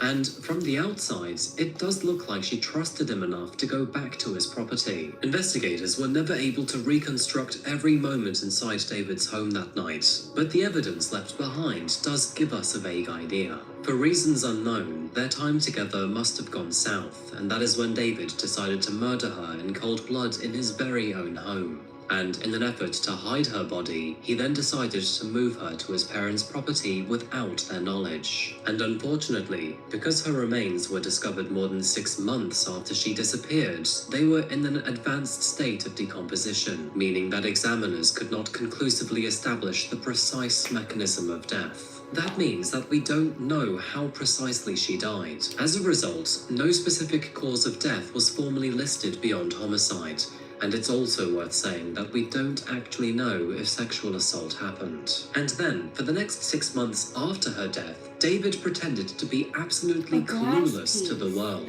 meaning that while all of those search team volunteers were out there in the cold, combing through the countryside and desperately trying to find her, this man was sat down, knowing full well that they were wasting their time. Were you present when her body was unearthed? I was. Tell His Honor what you saw. Your Honor, I observed, with the assistance of the FBI Special or Evidence Response Team, the body was exhumed from a clandestine grave. That body was concealed within multiple black trash bags. The body was unclothed. The feet were bound with tape, and the body was in an unnatural position. And by that I mean her head and feet were in the same position. She was folded over in half. Okay. Did you find anything lying next to her body, against her body? I did. What did you find? It was what I would describe as an accent rug, rectangular in shape, grayish in color. Okay. An Did accent. Mr. Accent. Sparks, in any interviews he's had with the Richmond Police or yourself, What is an accident rug? ever say, wait a minute, I remember she had a That's little super fall cool. and there was some blood in my bedroom? He did not say that. Did he at any time tell you that when she left he was missing a rug? He did not tell me that. You've always wanted to learn to Do you blow glass. You realize should how do much that. money then. this will? You should do that. I don't know if it's my. I've never really had any interest in. I think it's cool. There's this lady online that I've seen her videos pop up, and she's been doing like glass piece designer wear, and it's really intense, like for fashion brands. Very cool. She's very gifted. She did a whole like Alice in Wonderland set too, I think, if I recall. Very, very talented. But I don't know. It's not really my jam. I have a lot of appreciation for it. I just don't really have any desire to do it. You can only do silver. I was just going to say, out of the two of them, I might be more inclined to try to do a metalworking class to like set stones in jewelry. Mr. Soames always wanted me to do that before he died.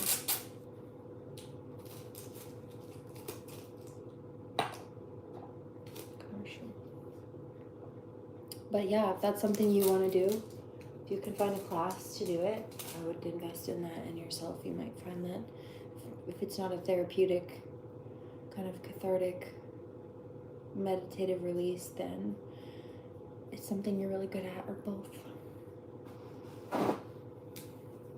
At any time, It's just during any fun. interview with yourself or with the Richmond Police, fun. to your knowledge, state, wait a minute, she didn't leave before I got up. She was still there and had a little accident coming down the stairs.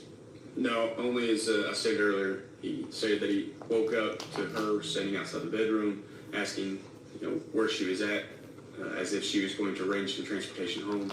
He falls back asleep, never had gotten off the couch. When he wakes back up nearing noon, she was gone.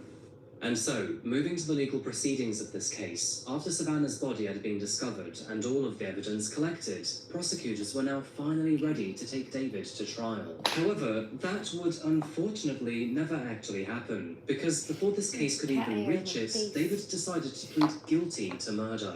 Now, of course, this would actually save Savannah's family the grief of hearing about her murder in excruciating detail. But in contrast, it would also mean that David would never actually have to divulge any information about that night. And he still hasn't to this day, actually. So my question here is, does this help Savannah's family because they wouldn't have to relive that horrible night? Or does it actually hinder them because they have no idea what actually happened? Regardless, in December of 2020, David was sentenced to 50 years in prison for murder, with an additional 5 years for abusing a corpse and tampering with physical evidence. He is now spending his time behind bars at the Southeast State Correctional Complex and will be eligible for parole in the year 2039. And legally speaking, that really is the end of it. But of course, the absence of any trial leaves us with many questions still unanswered. Many questions like, why did David murder Savannah? Was it sexual? Was it rejection? Was there any sort of disagreement between the two? And how did Savannah react? Did she fight back? And how? And how did she die? I hate to say it, but this was a very ambiguous ending, and all that we know is that Savannah's disappearance, which led to months of anxiety and hundreds of people searching for her, all ended in the worst way imaginable, and all while her killer sat with his feet up only a few miles away. Savannah's death held no elaborate scheme or plot, and it wasn't part of any long-term relationship. In fact,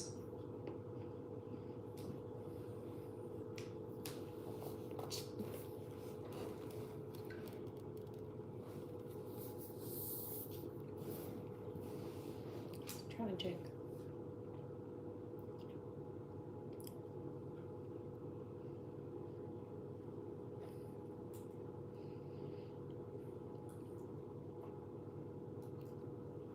Then we have Mr. Ballin. Of September 21st, 2009, a man woke up in his bed and he could hear there was this strange metal clinking sound coming from the dark corner of his bedroom. The man's heart began to race as he turned and looked in the direction of the sound. And when he saw what was there, he gasped because there was someone standing in the corner staring right at him. And then the figure began moving toward the man, and with each step, that clinking sound got louder. But before we get into today's story, if you're a fan of the strange, dark, and mysterious delivered in story format, then you've come to the right place, because that's all we do, and we upload 2, 3, even 4 times a week. So if that's of interest to you, please take pictures of the like button's brand new car and list it online for sale. Also, please subscribe to our channel and turn on all notifications so you don't miss any of our uploads. Okay, let's get into today's story.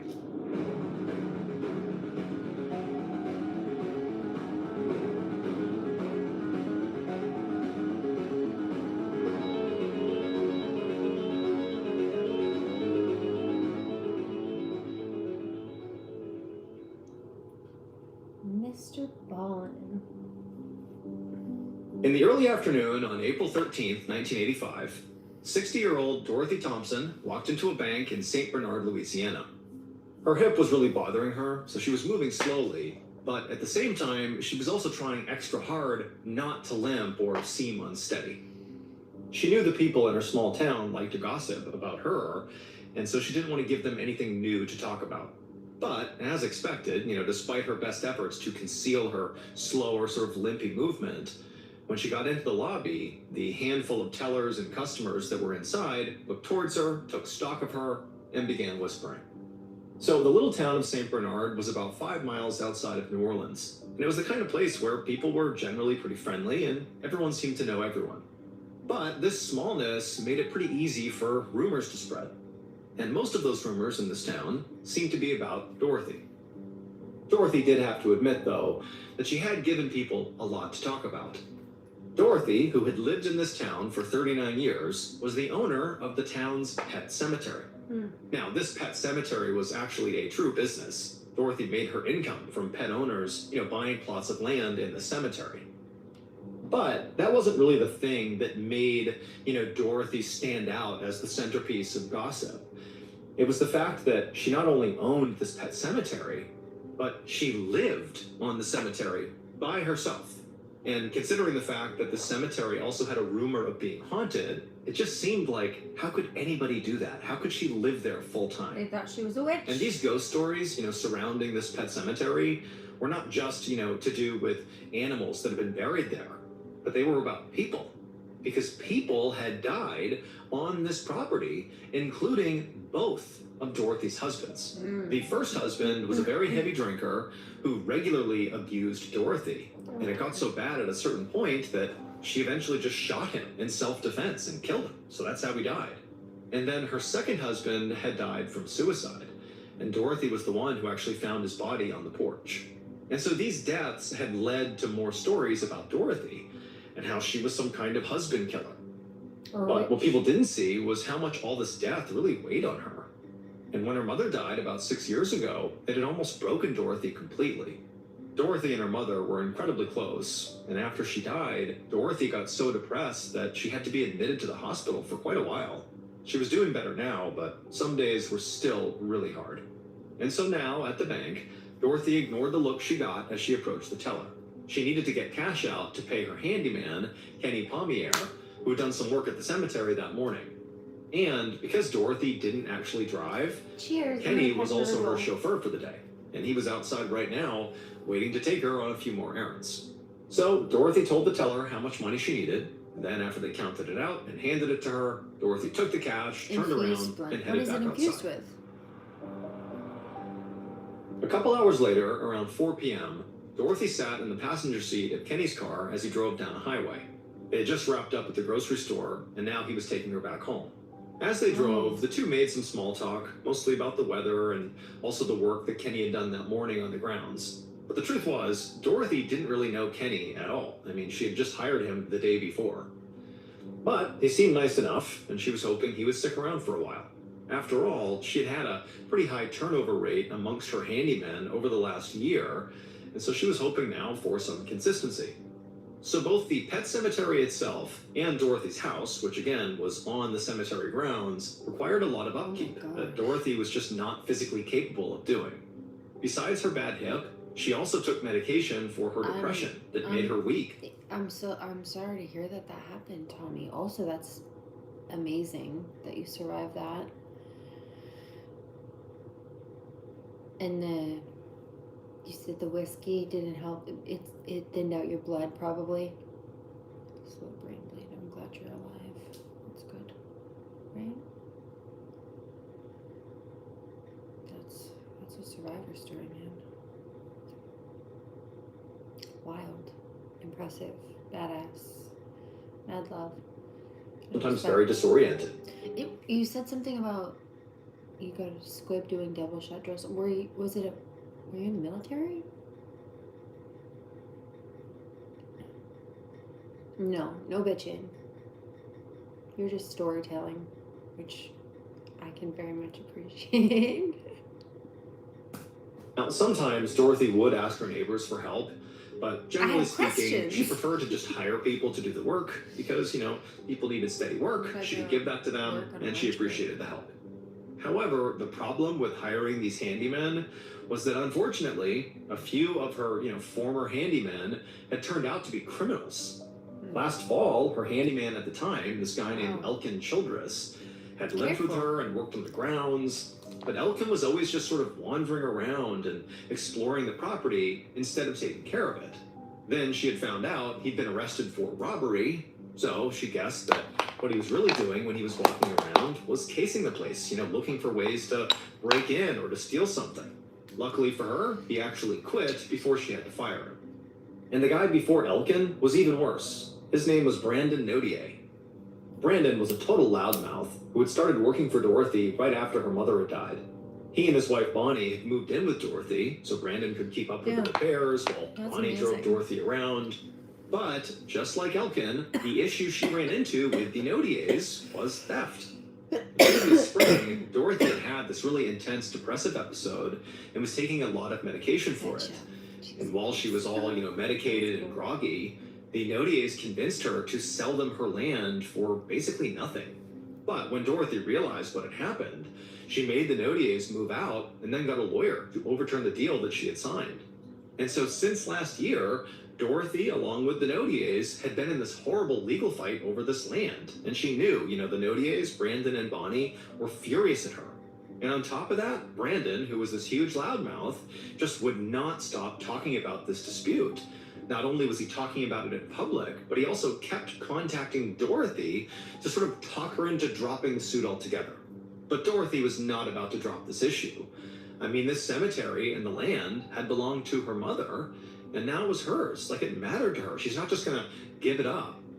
And so now, sitting in the passenger seat of the car, Dorothy watched as Kenny turned off the highway and eventually pulled into her driveway, which was quite long and wound through some thick woods, because remember, she lives on the cemetery. It's sort of secluded from society. And as the pair drove along this driveway and got closer and closer to her home, eventually she could finally see some of the tombstones up ahead. This cemetery was enormous, and basically any kind of animal you could imagine was buried here. Some of the graves were just engraved stone slabs, but others were pretty extravagant, including one human-sized Buddhist statue of somebody's pet cat. Kenny finally pulled up in front of the house and got out to help Dorothy carry in the groceries. And when he was done, Dorothy handed over the cash that she owed him and said she would call him when she had more work. And she watched as Kenny got back in his car and drove off back down the driveway.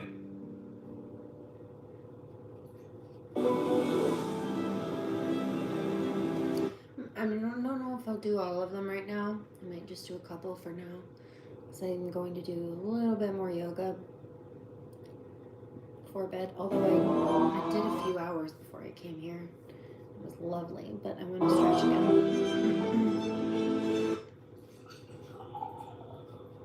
Around 9 p.m. that night, Dorothy poured herself a healthy glass of wine and went to her bedroom to turn on the TV. But this is She spent the evening going through some bills and taking calls from cemetery clients, so by now she was exhausted.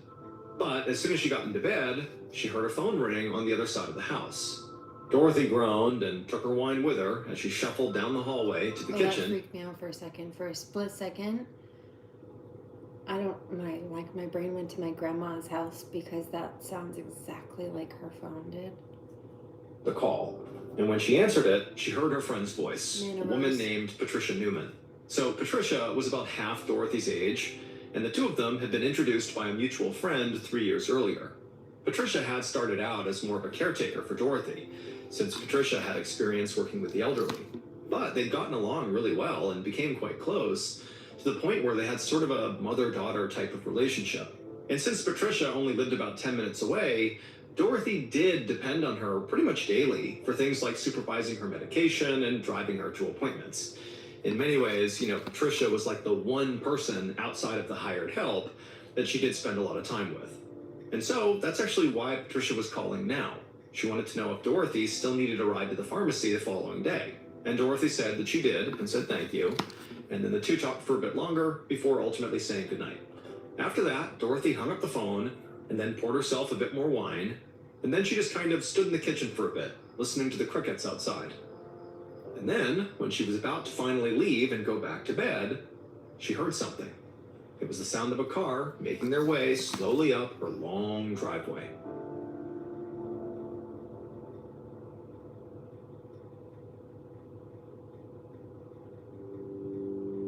The following morning, a little after 1 p.m., the friend, Patricia Newman, pulled up outside of Dorothy's house and threw her car in the park.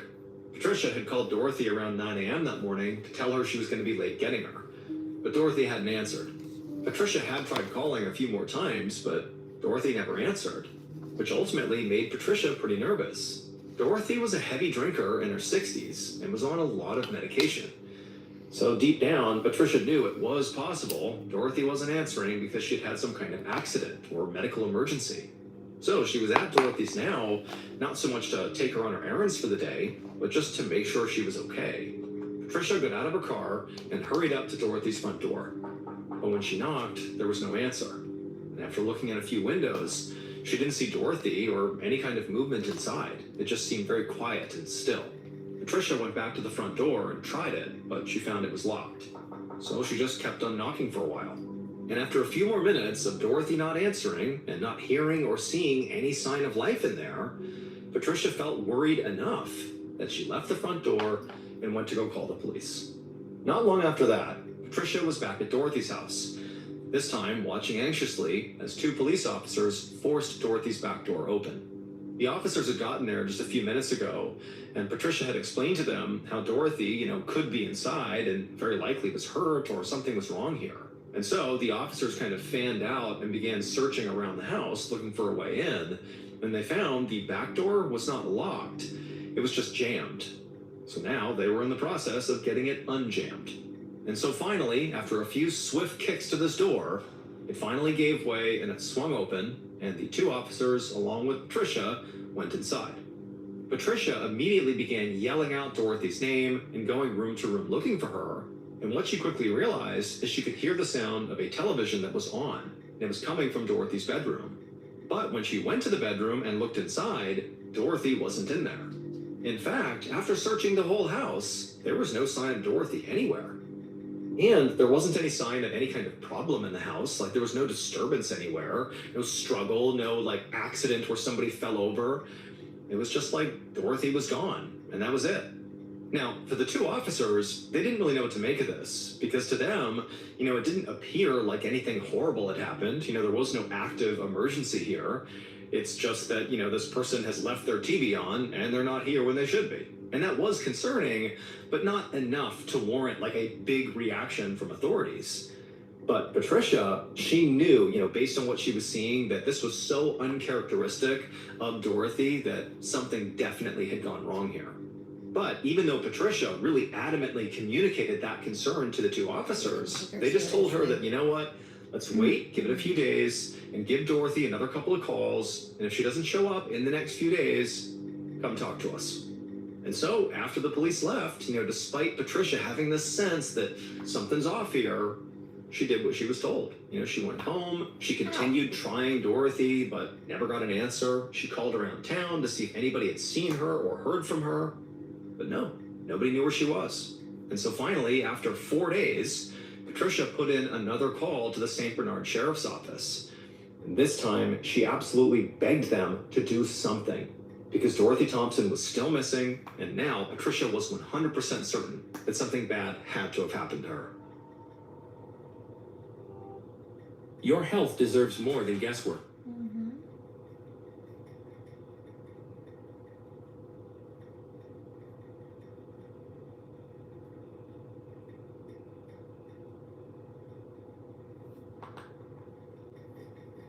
Skip.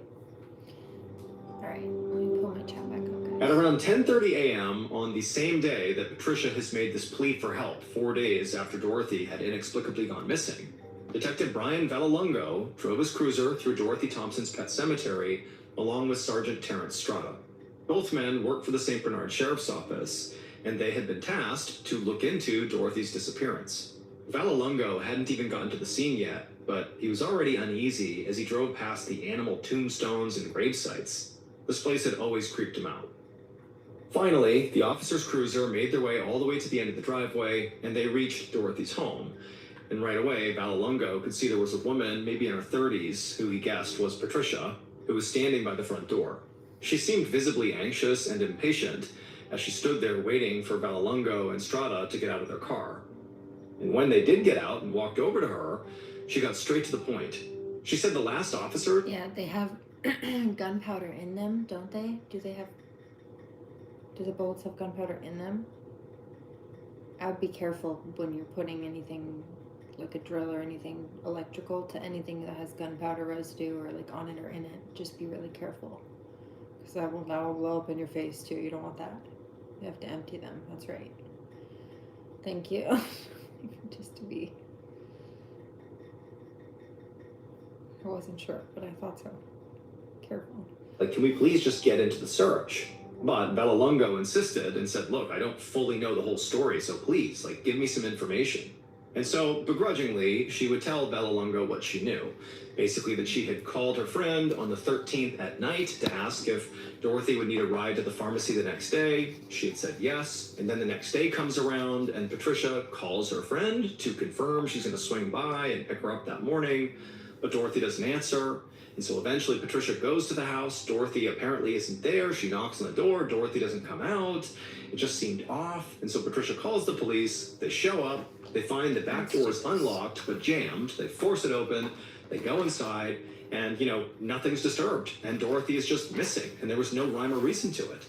And so now Patricia was convinced that something bad had happened to Dorothy. And she really was hoping that they could help her. Vallelongo nodded and then asked Patricia if maybe Dorothy had friends or family that she might have just gone to stay with. But Patricia immediately shook her head and said no. Dorothy was pretty much alone in the world and almost never left her house. And she didn't have a car because she didn't drive. Also, Patricia said she had already called around and nobody had seen her. Friends, family, no one. And then at this point, Patricia was very clear. She told the officers that she believed the only reason Dorothy would have left her house that day or that night before was if somebody else had forced her to. Vallelongo shot Strada a look. He didn't doubt that Patricia was worried about her friend, but they need to look around before they jump to any conclusions here. So he asked Patricia if she could show them the unlocked door, and they would begin their investigation. moments later, Vallelongo stepped into the home through that back entrance, followed by Strata and Patricia. As he walked around the house, he saw... that's what drilling is in America too. Like a drill. An electric drill. Or a fall of some kind.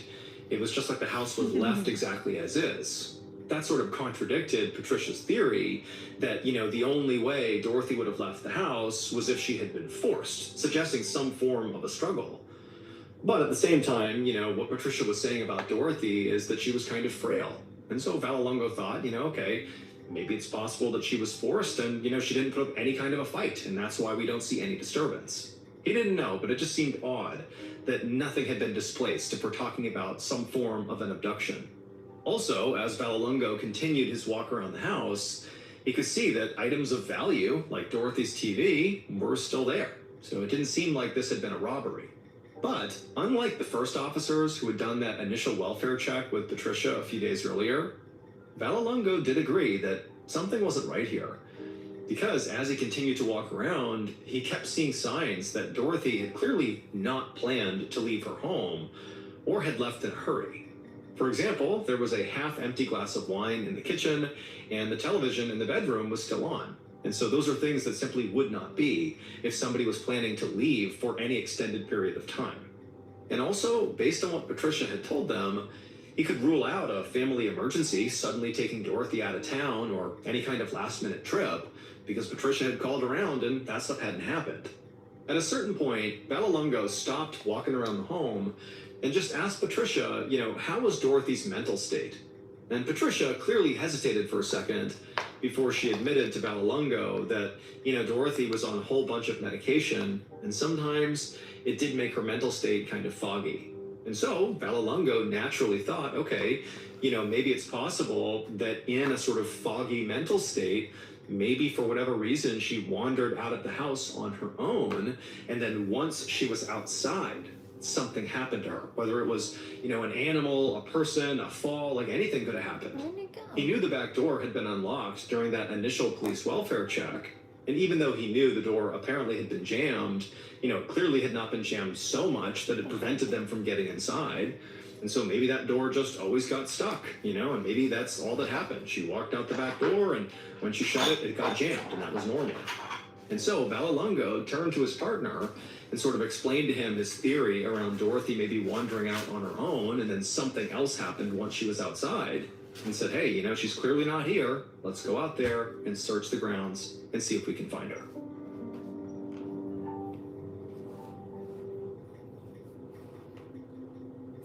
I haven't been to the grocery store in over a...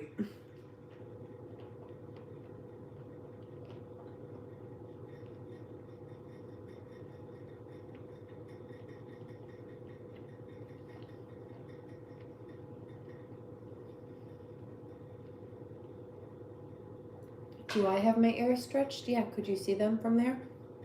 How did you see that?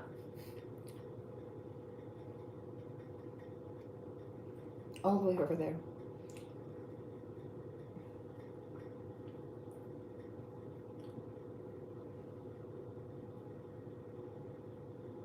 "7 a.m. on May 3rd, 1985, Vallelongo stepped into Strata's office to give him an update on the case. At this point, Vallelongo thought it was extremely likely that foul play was involved here, because they had searched Dorothy's house and her property a few times at this point, and they had not found Dorothy anywhere, or any evidence to explain what had happened to her.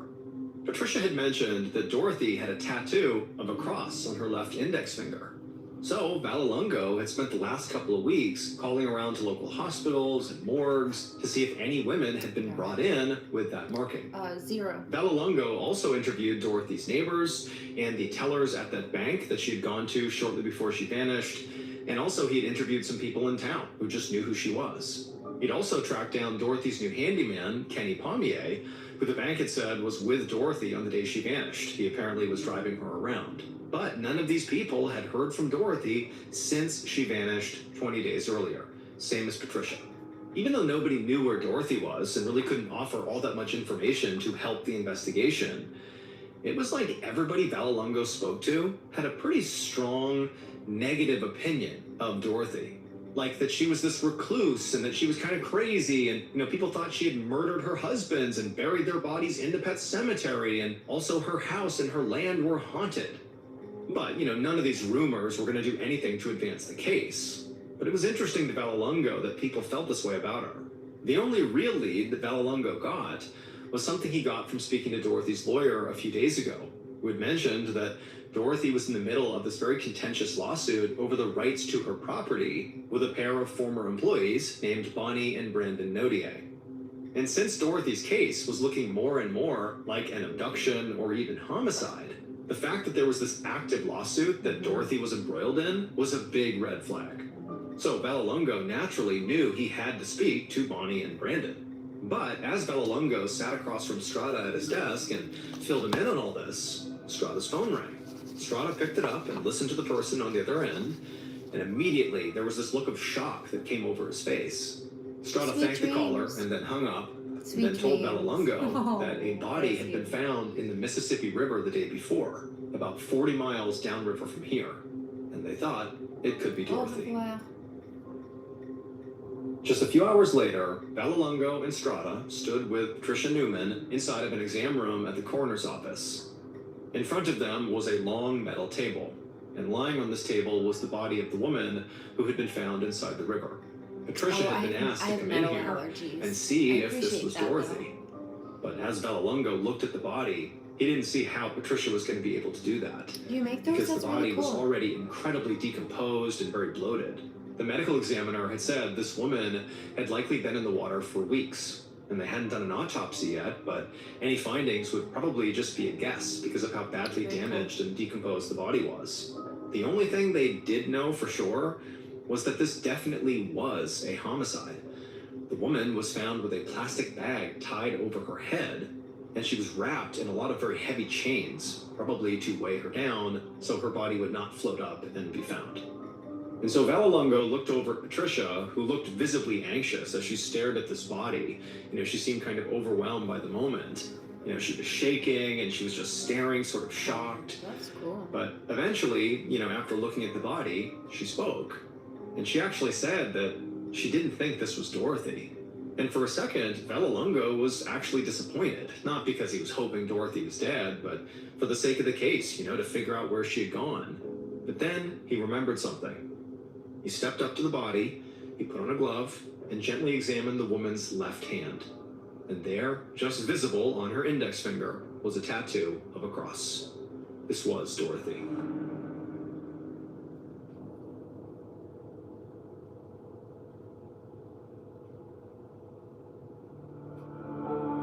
Four days later, on May 7th, Vallelongo got to his office and sat down at his desk to start the day.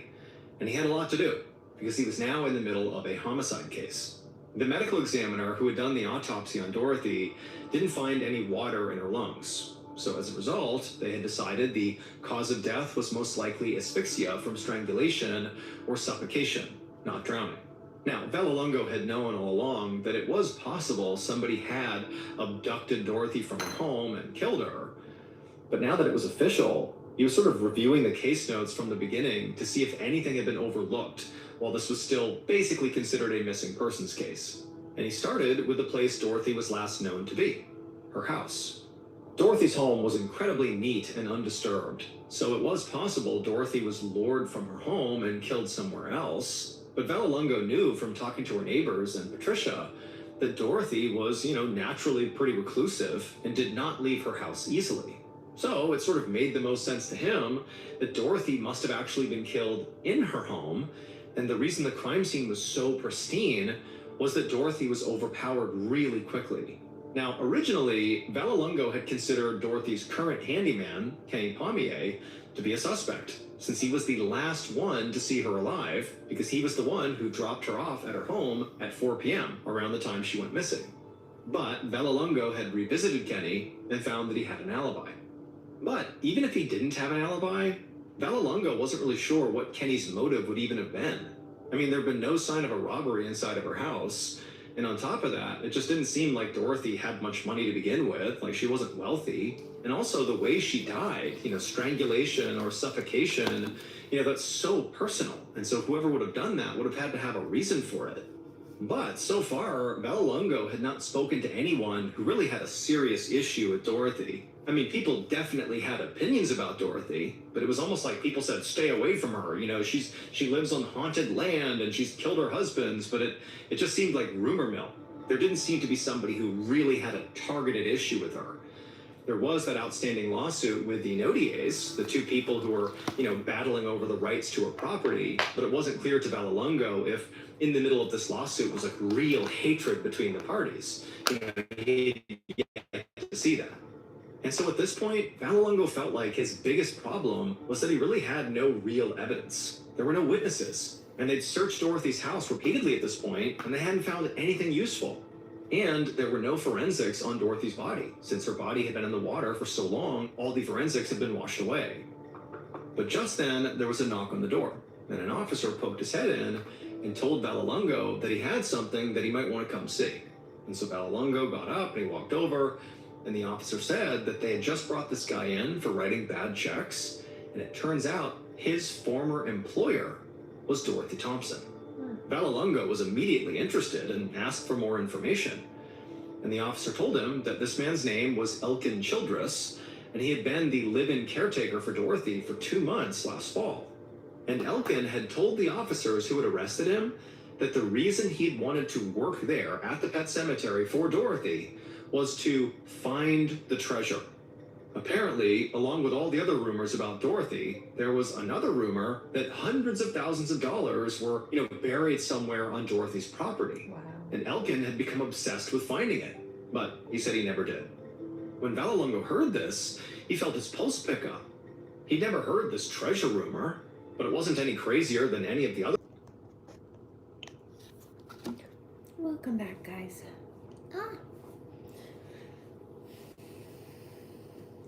A little technical difficulty, but we're here. That checked out. However, the officer said that Elkin had mentioned something else that could help with the investigation. According to Elkin, there was somebody in Dorothy's life who befriended her for the sole purpose of trying to inherit everything she owned. And that person was Patricia Newman. And as soon as the officer said that, Vallelongo's gears in his head began to turn, and he thought, why didn't I see this before? After all, it was Patricia who called the authorities. She's also the one who aggressively pushed this investigation in the early days, which, Vallelongo had assumed was just because she was worried about her friend. But now he was starting to wonder if maybe she was trying to make herself look innocent. It's not unusual for killers to try and insert themselves into investigations to seem cooperative or to cast suspicion on other people. Patricia had also entered Dorothy's house multiple times before Dorothy's body was found, which certainly gave her an opportunity to interact with the scene and potentially hide evidence. And so Vallelongo turned and ran to go find Strada. They needed to speak to Patricia immediately, and this time it would be as a suspect.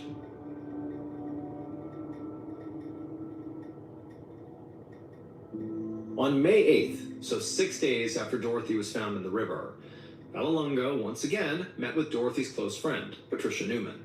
But this time, the meeting was inside of a police interrogation room. And as Vallelongo sat at the interrogation table looking at Patricia, he was watching her very carefully. She did seem somewhat annoyed that she had been called in for this, but she also seemed very nervous. In particular, she kept fidgeting with her hands. Now, Vallelongo had really considered his approach here. Since Patricia could have been lying to him this whole time, his plan was to start off pleasant and kind of lull her into a false sense of security that he believed everything she had said was true so far. And then at some point he would surprise her with a sharp left turn and see how she reacted. So he started with some background questions about Patricia's relationship with Dorothy and nodded appreciatively as Patricia explained how she and Dorothy were good friends and Patricia also took care of her. But then, kind of out of nowhere, Vallelongo asked her about Dorothy's estate and if it was valuable or not. She did say that Dorothy owned the house and the land it was on outright, so no mortgages or anything, so it had to be worth something, but she didn't know how much it was worth. Vallelongo responded to this by saying, okay, forget the financial worth of the property. Is the property worth something to you, Patricia? At that point, Vallelongo could clearly see, Patricia realizing what was happening here. She had this alarmed look on her face, like She was starting to see that she was not being treated like a witness, but rather a suspect. And so Patricia quickly said, no, the property was not worth anything to her. She didn't want it, not at all. But she kind of turned it around on Vallelongo and said, look, if you're looking for someone who does want that property, well, you ought to speak to the Nodiers. Now, Vallelongo knew who she was referencing. These were the folks who were embroiled in that lawsuit with Dorothy before she went missing and was found dead. But Vallelongo didn't say anything. He just sort of gave Patricia a look like, oh, explain what you mean. And so Patricia took the cue and told him that the Nodiers had been Dorothy's live-in employees for years, and they were complete monsters. She said that Brandon had been verbally abusive towards Dorothy while he worked for her, and also he was one of the main people spreading all these rumors about Dorothy in town, about how he thought she killed her husbands and how her land was haunted and she was crazy. But she said that wasn't even the worst of it. She said Brandon was also a thief. She said the year before, when Dorothy was on a lot of medication for depression, like more than normal, and she was not of sound mind as a result of it, she said that Brandon and his wife Bonnie had convinced her to sign over her property to them for basically nothing. And that's when it hit Vallelongo. Like, he was aware that there had been this lawsuit over the land, but he didn't really have all the details about it. He just knew there was some dispute. And he also knew that Dorothy's lawyer had mentioned the Nodiers days ago, but that was also right before Dorothy's body had turned up and things had been sort of hectic, and so Vallelongo had not followed up with her lawyers yet. And so he didn't really have the context of, how nasty this legal fight really was. Patricia said she had convinced Dorothy to get a lawyer and to fight this, that it was not right they were doing this to her. And Dorothy had done that. She'd gotten a lawyer, and in fact, her and the Nodiers' court date had happened just 10 days before Dorothy went missing. As Vallelongo was listening, it was like he couldn't believe it. This was so obvious. It was right in front of him the whole time. The Nodiers would clearly benefit from Dorothy's disappearance. And pretty clearly, there was real beef between the parties. So at this point, Vallelongo kind of shifted tactics and was less interested in looking at Patricia as a suspect, and instead assured her that, he would speak to them. Now, Vallelongo did speak to Patricia for a bit longer. I mean, she was still a suspect. She was very close to Dorothy, who was this older woman with no obvious heirs. And Vallelongo had not seen Dorothy's will yet, but, he wouldn't be that surprised if Patricia was in there. And if she was, that would prove she would have also benefited from Dorothy's demise, just like the Nodiers would. But regardless, Vallelongo knew he was well overdue for a conversation with the Nodiers. So they were going to be his next call. Adobe Acrobat Studio is on new PDF. No. One, 3 days later, in the afternoon on May 10th, Vallelongo found himself back in the precinct's interrogation room, but this time it was a bit more crowded. He'd managed to track down 31-year-old Brandon Nodier for an interview, and while Brandon had agreed to talk to Vallelongo, he had also insisted on having his lawyer present as well, which immediately signaled to Vallelongo that Brandon likely had something to hide here. Vallelongo had looked into Brandon's background since speaking to Patricia, and he found out that Brandon had a criminal record, which included assault. Vallelongo also spoke to a few people in town about Brandon, and he had been told that Brandon apparently had a very hard time keeping his mouth shut. He apparently consistently seemed to threaten or go off on people whenever he got even marginally upset. He was a hothead and a loudmouth. So, given all this, Vallelongo expected Brandon to be at least somewhat antagonistic or defensive in this interview. But when Vallelongo asked him about this, highly contentious lawsuit with Dorothy, Brandon didn't seem like an angry loudmouth at all. Instead, he just seemed confused. He explained the whole thing really was just a big misunderstanding. Brandon said he and his wife had known Dorothy for 6 years and actually lived with her for part of the time. And from his point of view, he thought, Dorothy viewed them as sort of like family. And that's also why he said he believed she was selling them her land at such a low rate. It was like a family discount. He said it just sort of seemed like she really wanted them to have her property. And it was actually Brandon and his wife that had sort of insisted on paying for it. Brandon said, everything about this transaction had really been fine and above board until Patricia Newman got involved. Brandon seemed very frustrated as he began to explain how he didn't really know what had happened, But Patricia somehow got into Dorothy's head and convinced her that he and his wife Bonnie had somehow taken advantage of Dorothy. And Brandon's saying, like, that didn't happen. That's not how this went. Brandon said, as far as he was concerned, it actually seemed like Patricia was the one who was taking advantage of Dorothy.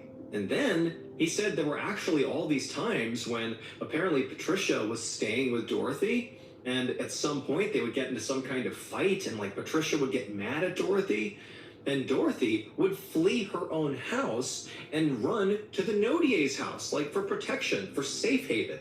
They said that was fairly common. Like Patricia was this awful person that, Dorothy had to flee from. As Vallelongo heard this, he kind of didn't know what to think. I mean, Brandon could be lying to him, but truthfully, Brandon seemed very convincing. And also, Brandon just didn't really seem smart enough to be a master manipulator here. In fact, if anything, Brandon seemed kind of dense. And it was hard to believe he could engineer this murder without leaving behind any evidence or witnesses, and then also concoct this sort of brilliant story about how Patricia really was the one behind this whole thing.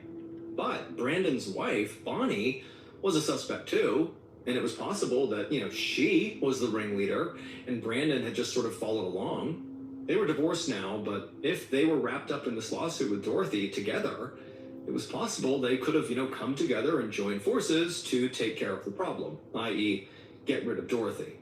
All that's to say, Vallelongo was not going to eliminate Brandon as a suspect just yet, but he needed more evidence before he could connect him to the crime. So ultimately, he told Brandon he could leave and that he would be in touch. And then Vallelongo watched as Brandon and his lawyer stood up and filed out of the room. It was sort of funny in a dark way that just a few days ago, Vallelongo couldn't see any reason why anybody would want to kill Dorothy. And now it was like everybody in Dorothy's life, Elkin, Patricia, and now the Nodiers, wanted Dorothy's money, and so really would benefit if she went away. And so now he just had to figure out who wanted Dorothy gone the most.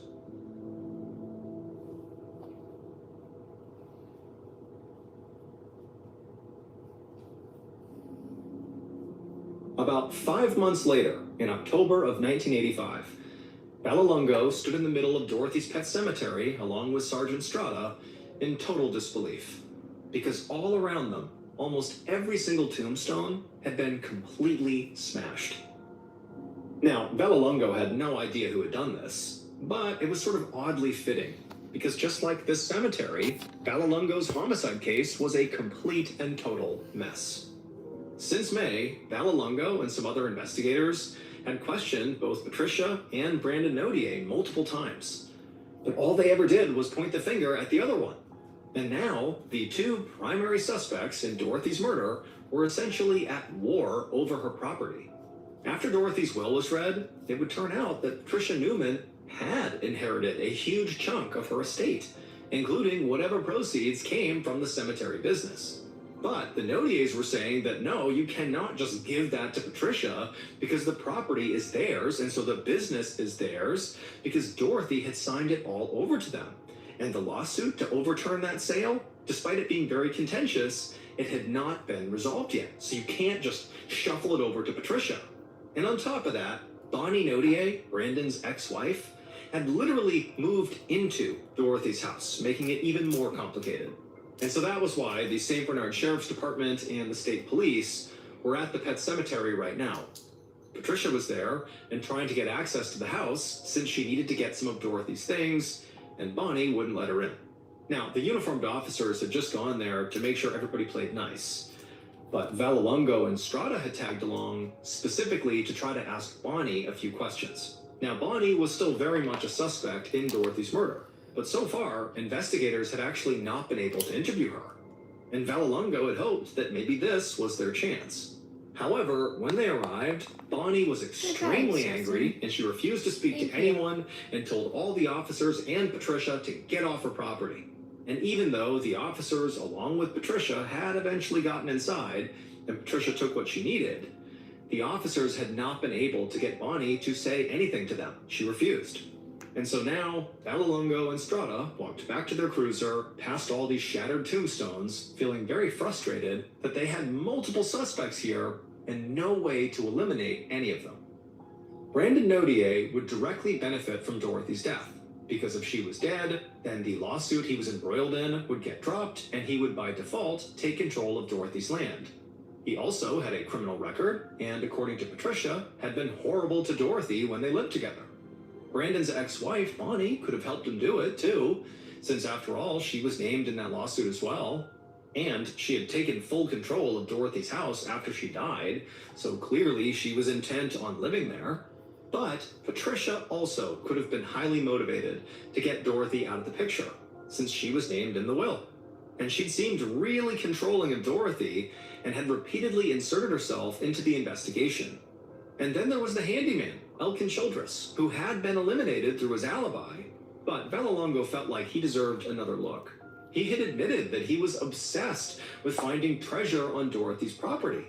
And now all the gravestones were mysteriously smashed, which could indicate that maybe he had come back and this was, part of his attempt to find the treasure. Maybe they were inside the gravestones. Then again, if they're going to treat Elkin like a suspect, well, then anybody who had heard rumors about the treasure on Dorothy's land was also a suspect.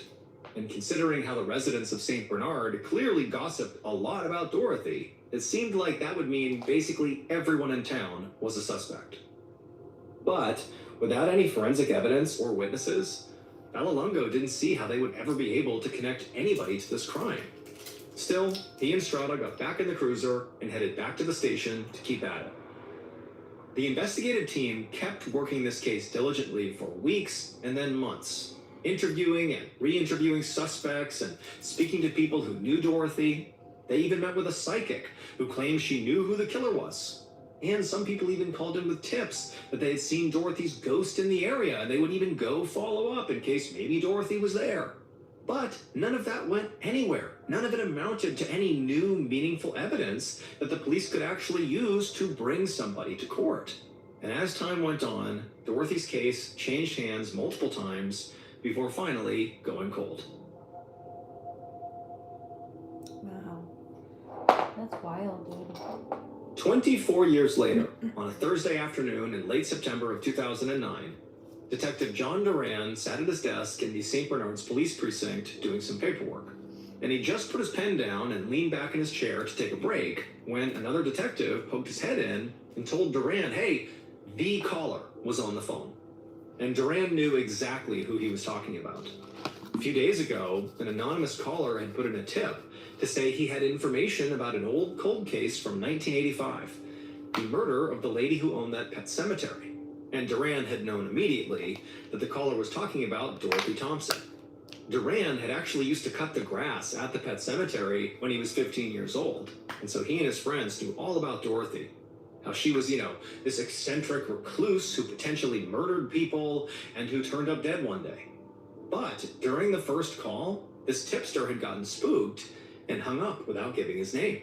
And as soon as Duran picked up the phone to speak to the caller, he immediately said, whoever this is, you're not going to get in any trouble here. We just want your name and your location. I want to come talk to you and just hear what you know. You're not going to get in any trouble. Can you do that? There was a pause, and then the caller reluctantly agreed. Later that day, Duran and another detective sat in the living room of a New Orleans home, right across from a very fidgety-looking older man. The man's eyes kept darting all around the room, and periodically he kept looking over his shoulder, like somebody was gonna, jump out at him. And it occurred to Duran as he was watching this guy that he didn't just seem nervous, about the information he was gonna spill to them. He actually seemed pretty genuinely terrified. But finally, the man took a steadying breath and said he knew who killed Dorothy, and he had known for years. Now, the guilt of knowing was haunting him, literally. He told the detectives that he had been seeing Dorothy's ghost covered in chains and asking him to come forward. Now, at this, Duran raised his eyebrows skeptically, but didn't say anything. This was a pretty crazy start to the story and pretty hard to believe. But at the same time, it didn't really matter what, prompted this guy to come forward. It mattered what he had to say. And so, with an open mind, Duran, along with his partner, just sat there and waited. And eventually, the old man, despite being very scared and timid, finally did just come out and say what he knew. Was it him? Based on a decades-long investigation and multiple confessions, here is a reconstruction of what police believe happened to Dorothy Thompson on the night of April 13th, 1985.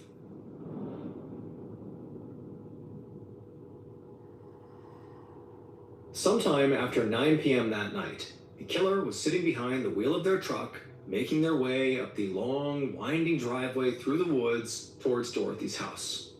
And as they drove along, the killer found themselves sort of looking out the window and taking in the sights, the tombstones, the trees, the house up ahead, the whole property, taking it all in. And as they did that, they thought to themselves that it was time to stop waiting for their fortune to arrive. They needed to take it. Because Dorothy did not deserve to have this. In fact, the killer believed Dorothy didn't deserve to live. And so the killer eventually arrived right outside of Dorothy's house, and they stopped their truck, they threw it in park, and then, calm as can be, they got out and they walked around to the back of the house. There, they knocked. And eventually, Dorothy, made her way to the door, and she looked out through the glass and she saw this person, the killer, and she looked confused. But it didn't stop her from opening the door. I didn't. And as soon as she did, the killer didn't hesitate. They jumped on top of her. Dorothy tried to scream, but the killer immediately wrapped their hands tight around her throat, and she went silent. And then in silence, they strangled Dorothy until she stopped moving. Then, once Dorothy was crumpled, lifeless on the ground, the killer found some sheets and wrapped them around Dorothy's body, and then dragged her outside to the waiting truck. Once they put Dorothy's body in the truck, they drove to a section of the Mississippi River not far from Dorothy's house. There, the killer got out, and they grabbed Dorothy's body, and they tied her hands and her feet together, and also, just in case, put a plastic bag tightly over her head. Then they wrapped her body in chains. And then once she was all prepped, the killer, calm as can be, lifted her body up, walked over to the Mississippi River, and threw her in. Jeffrey Dahmer almost, dude. Moments later, the killer was back inside their truck, driving along, feeling better than they had in months. Because now that Dorothy was gone, all their problems were solved. It would turn out Dorothy Thompson's killer was indeed Brandon Nodier. He had not only tricked Dorothy into selling him her land at a very cheap price, but also, when she figured out he had basically conned her, she sued him at Patricia's urging.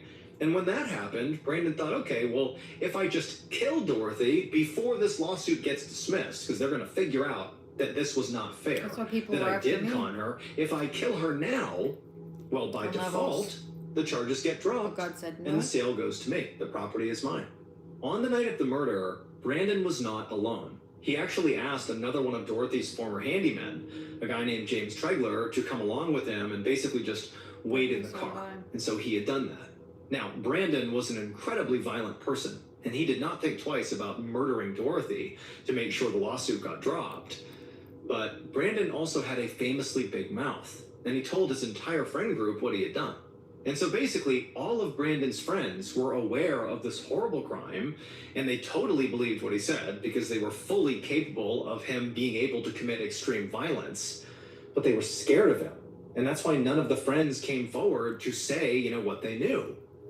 But finally, one of these friends was so haunted by their knowledge of this crime that they did eventually come forward. That was the caller who, told the detectives what happened. And in their rendition of what happened, they said Brandon didn't act alone. There was somebody else, a guy named James Tregler. And so as a result of that tip, it would take another 4 years, but they would ultimately speak to James Tregler, and he would confess to having been there on that night. And with that, they had enough evidence to finally charge Brandon for the murder. Brandon ultimately surrendered to authorities in 2012, and he would get a 10-year sentence for pleading guilty to Dorothy's murder. Brandon's ex-wife, Bonnie, was not involved. As for James Tregler, the other handyman who drove with Brandon on the night of the murder, he always maintained that he didn't know the murder was going to happen, and so he was given immunity from prosecution in exchange for his testimony. Even though the pet cemetery is still standing today, it's now abandoned and totally overgrown. However, treasure hunters continue to walk around the property, with their metal detectors, hoping that they'll be the ones to finally find the treasure that's buried there.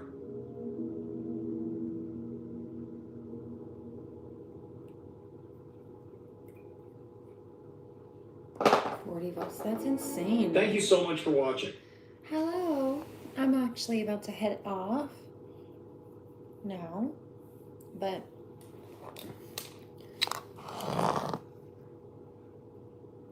news and little sunflowers. I don't know if it's registering.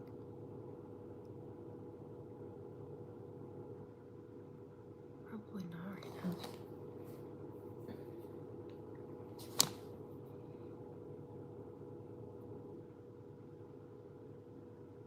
Gold and white.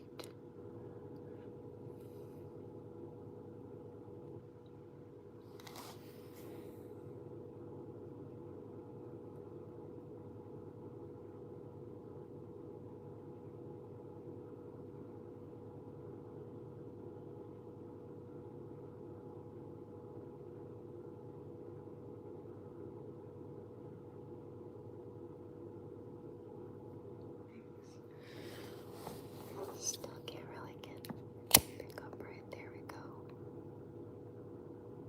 Sunflowers.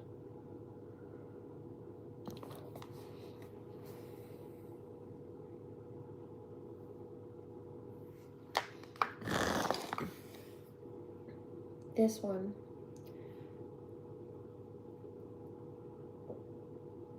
I think I need to redo that one before I paint it. So I'll do that tomorrow. Just soak it off first. I hit it a little bit and it got a little loose, so I'm just going to redo it. Later, Major. Well, I'm about to send you off with another bowl pack, so that's good timing. Sweet dreams, darlings. Oh, actually, before we go, told you we'd start page 1. The shadow work. Something to sleep on.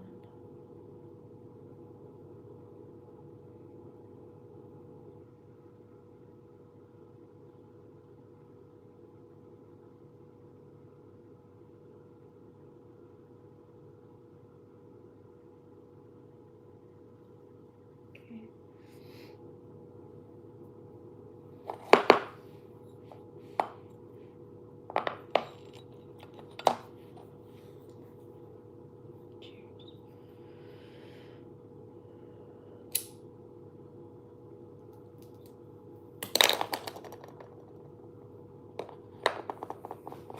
So,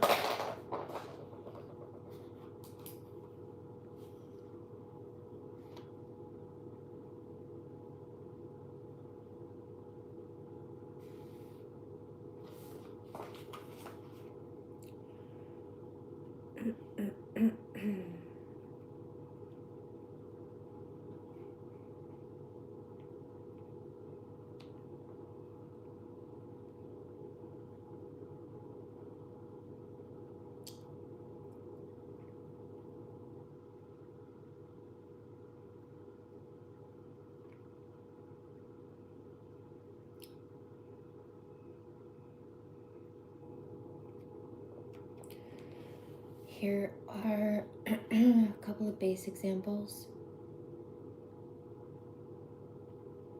Somebody asked earlier, like, what's the shadow work? Things that need to be addressed, healed, brought to light, brought to the light, just personally. For each person, this could be running to negative forms of comfort, so some kind of addiction or distraction, unhealthy distraction. Thinking that somebody owes you something. Like the grandiose narcissistic sense of entitlement, for example, that I mentioned in the live earlier, came up. Entitlement. Rejecting help and not being able to receive help. Usually that comes from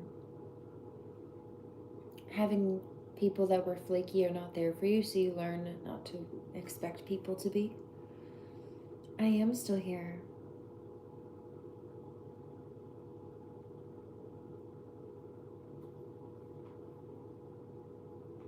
Hey, Angel.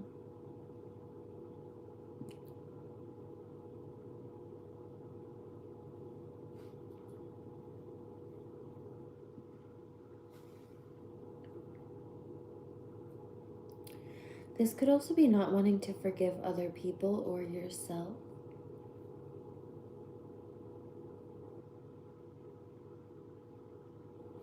If not constant justification, then like making excuses. We've seen a lot of that lately, actually, in regards to the projections. You are welcome to, don't match me just to match me. You know, I have a high tolerance at this point due to everything that I've been through and dealt with. But so if you're done, if you've hit your limit, then don't, there's no need to push it, there's no need to match me, and don't waste the weed. But I'm not done. My tank isn't maxed out yet, tolerance wise. So that's all. No shade.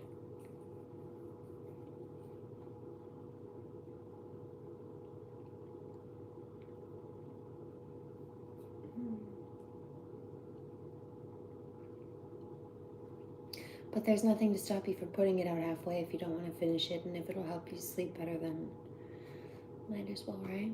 Get some good rest. I took an extra half a sleepy edible tonight. I'm excited for dream space. Sleep is good.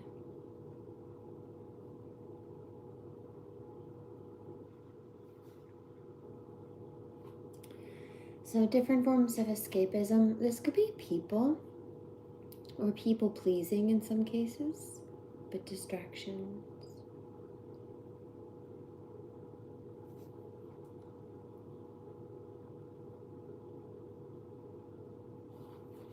Or choosing to live or stay in a comfort zone instead of choosing growth. So those are some shadow attributes to work on.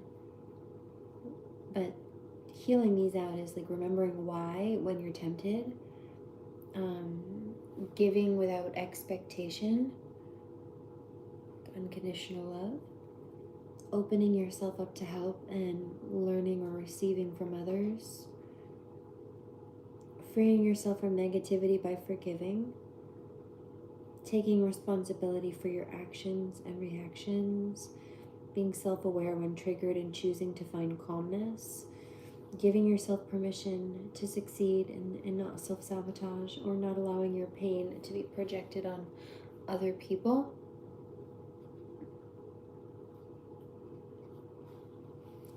So as far as reflecting on, before and after, what are you most excited about, and or what scares you? What are you curious about exploring further, and why? I'm picking up another one. This could be anxiety. Could be anxiety for some people in regards to what might be triggering those things, and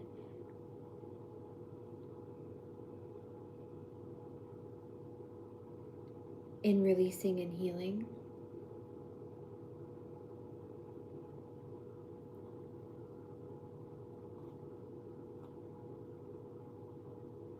Where those trigger points come from, so that you can cognitively understand them and then also help release them from the nervous system. In finality, even if it's a step-by-step process.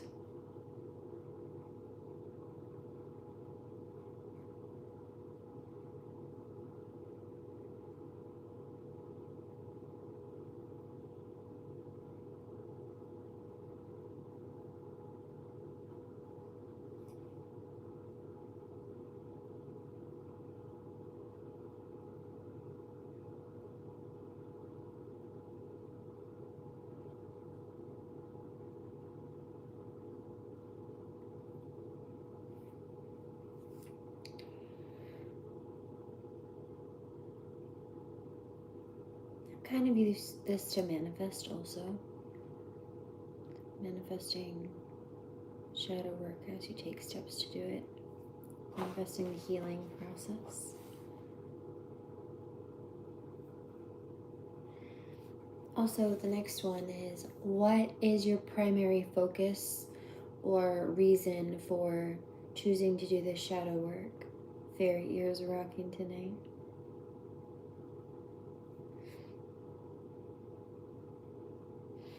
Like, why is this something that you want to do?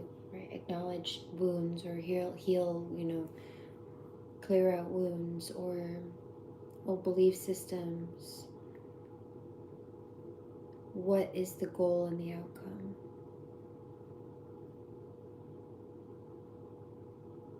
Is it for more balance?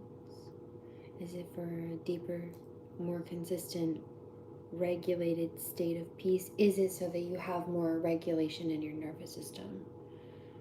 Could be the anxieties tied to that.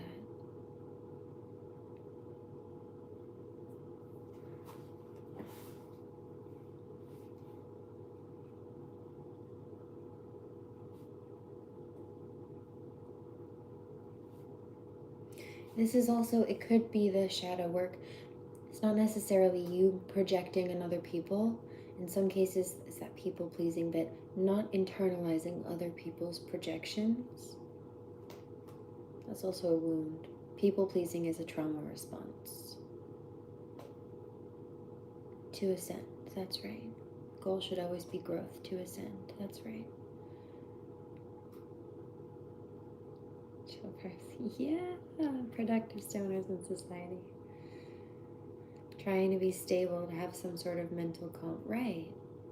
Which translates as internal peace and manifests as physical nervous system regulation, feeling safe and calm.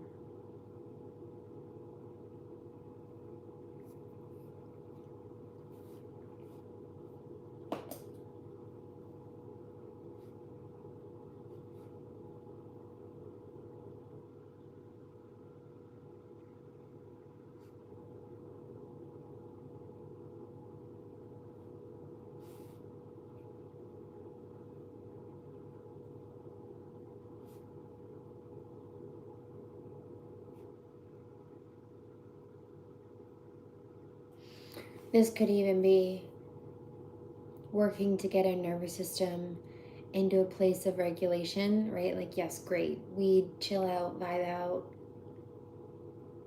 That's great. But how great would it be to be able to heal and re-regulate, right? Release whatever trigger points or traumas or injuries and re-regulate the system to the point where you can maintain or hold or have that state of peace, or be at a feeling of a state of peace that is the equivalent to the feeling of a nice, relaxing joint, but without the need for that joint to calm down the nervous system to get there, right?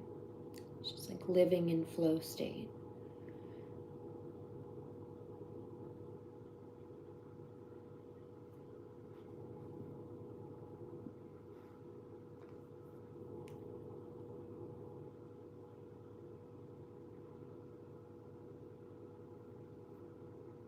Yeah, I understand that.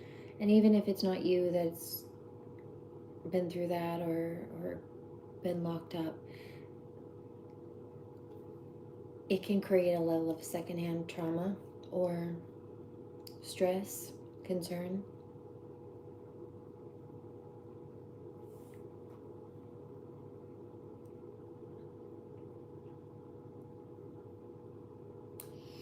You know how people say that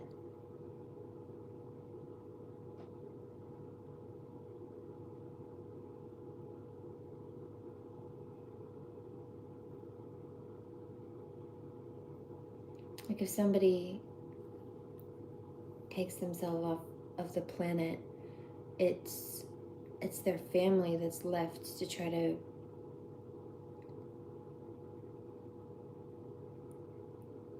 they're gone, but their family's grieving now. It's kind of like that.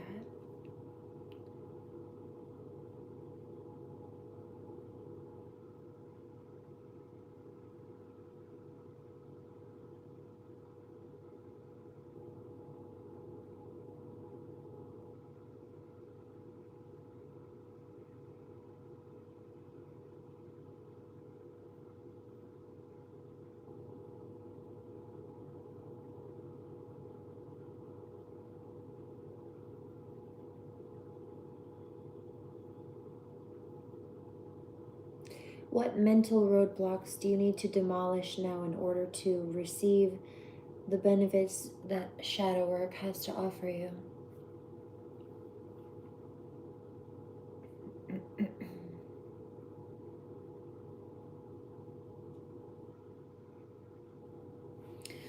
As far as the jail thing goes, especially, like, you know, it might not be you that got locked up, but all of a sudden that person's gone. And their life is definitely different, but now so is yours because of that. When somebody dies. Secondhand sometimes. Especially when you're an empath. Goodness gracious, I'm so sad to hear that. Sending love. Yes, child abuse and domestic abuse, especially when there are children involved, is absolutely volatile and in some cases can be very infuriating, justifiably so. It's called righteous indignation. And that was raw channel.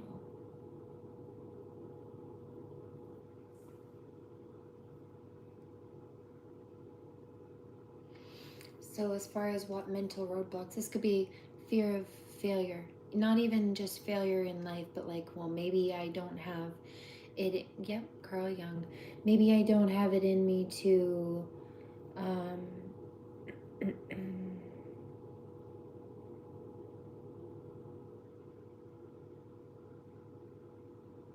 overcome this challenge, or to break this habit, or to whatever the case may be. Maybe it's fear that people will judge you or not understand you. Yeah.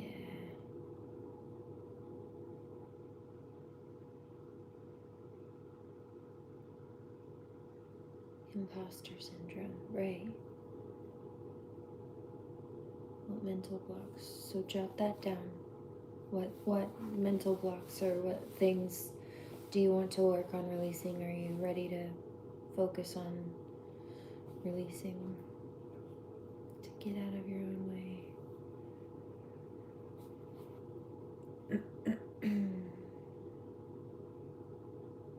In your own head.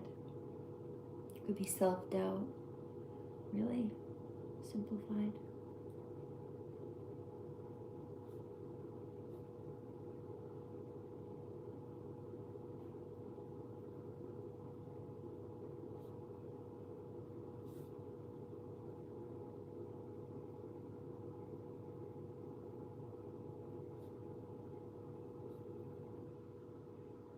Could be abuse. It's like goes into kind of not people pleasing per se, but yeah, a little bit, and how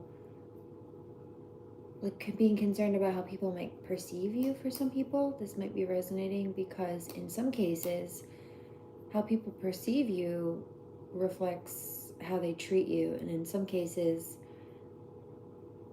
people may be nastier for certain reasons. It's not an excuse to avert being who you are. Those just aren't your people, but survivor's guilt. It's like the taste of copper in your mouth. Oh man, I know about that one. You know what? It was weird for me too because I started getting that with my daughter. She's still alive, but in the middle of the hostage situation, like, it's bad enough to deal with the trigger symptoms that have come with that, but to know that she's actually stuck in a house with pedophiles, that's been horrifying. Secondhand trauma, speaking of, on that note rather. And I remember there was like a holiday or a day that came around. I was just peacefully sitting there and enjoying the environment, and my body was just in a state of relaxation, and all of a sudden it switched, and I just felt so bad for her because I knew that she wasn't in a safe place where she was in peace. And abusive ex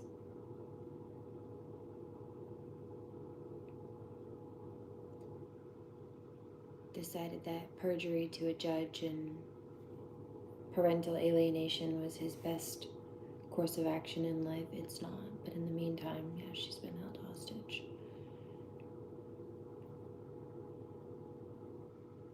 To answer your question really quickly, I know it's crazy. It sounds crazy, and it's been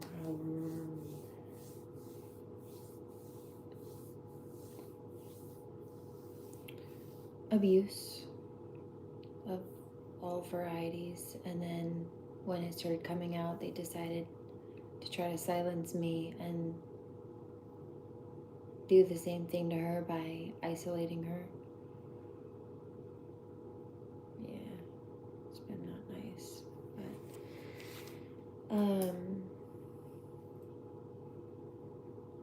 and drugs, they decided to try to drug her. It was like MK Ultra, what they've done. It's like Stockholm Syndrome attempt, Munchausen by proxy.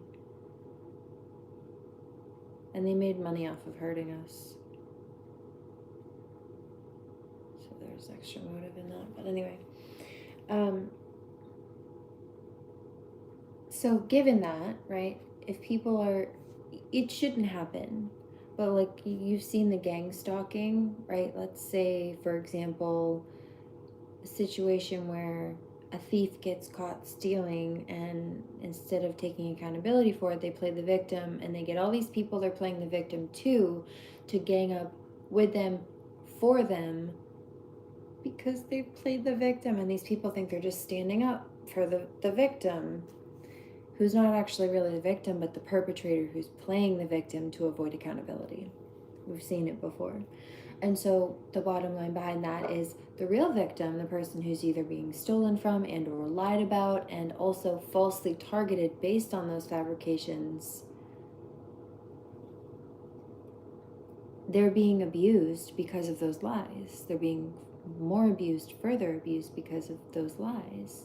Do I know specifically who did it? Yeah, the sperm donor.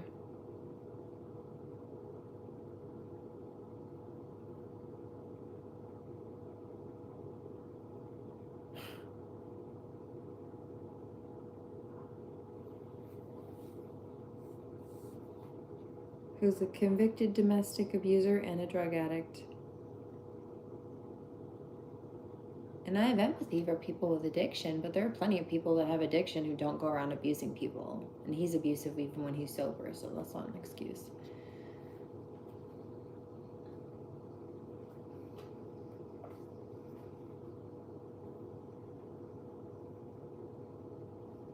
Does addiction bring out the best in people? No.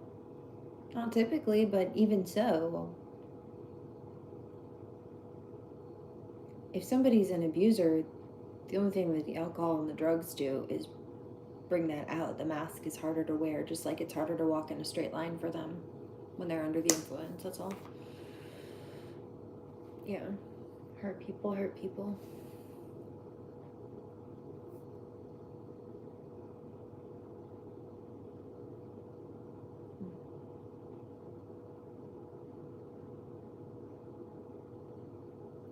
Surviving.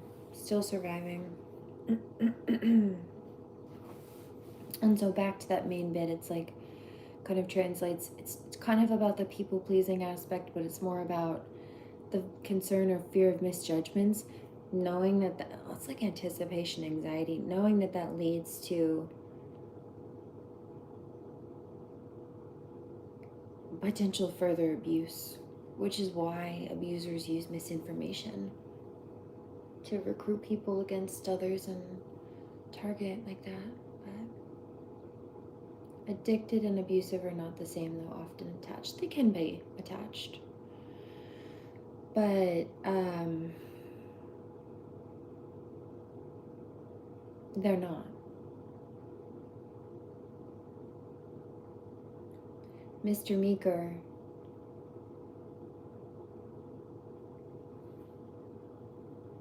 had struggled in his life, and so did the domestic abuser, with some of the same things. However, regardless, Mr. Meeker wasn't abusive.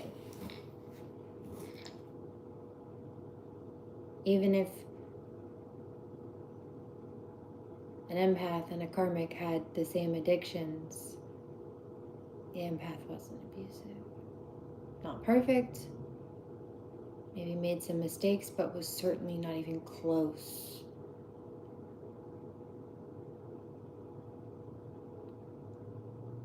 to the narc.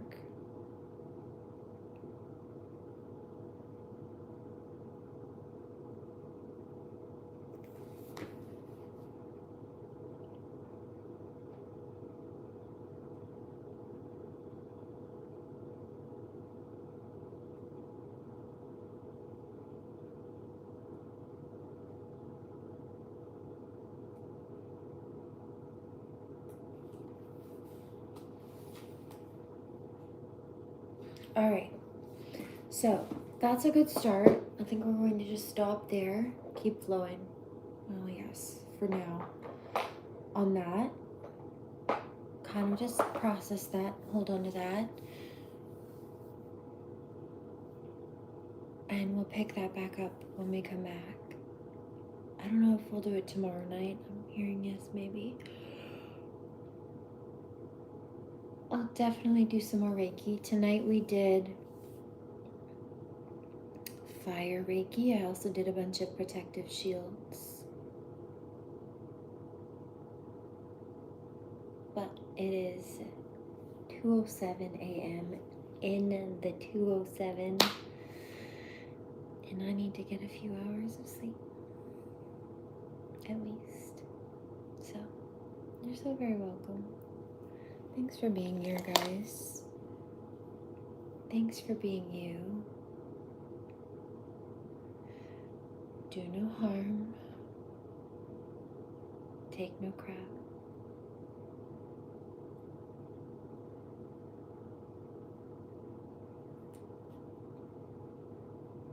And I'm sending love.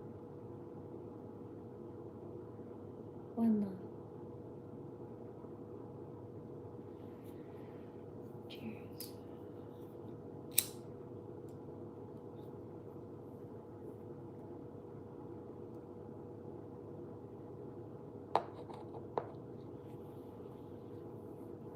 Be well, darlings. Sweet dreams, grand rising, and happy in between. I'll be back tomorrow. Namaste.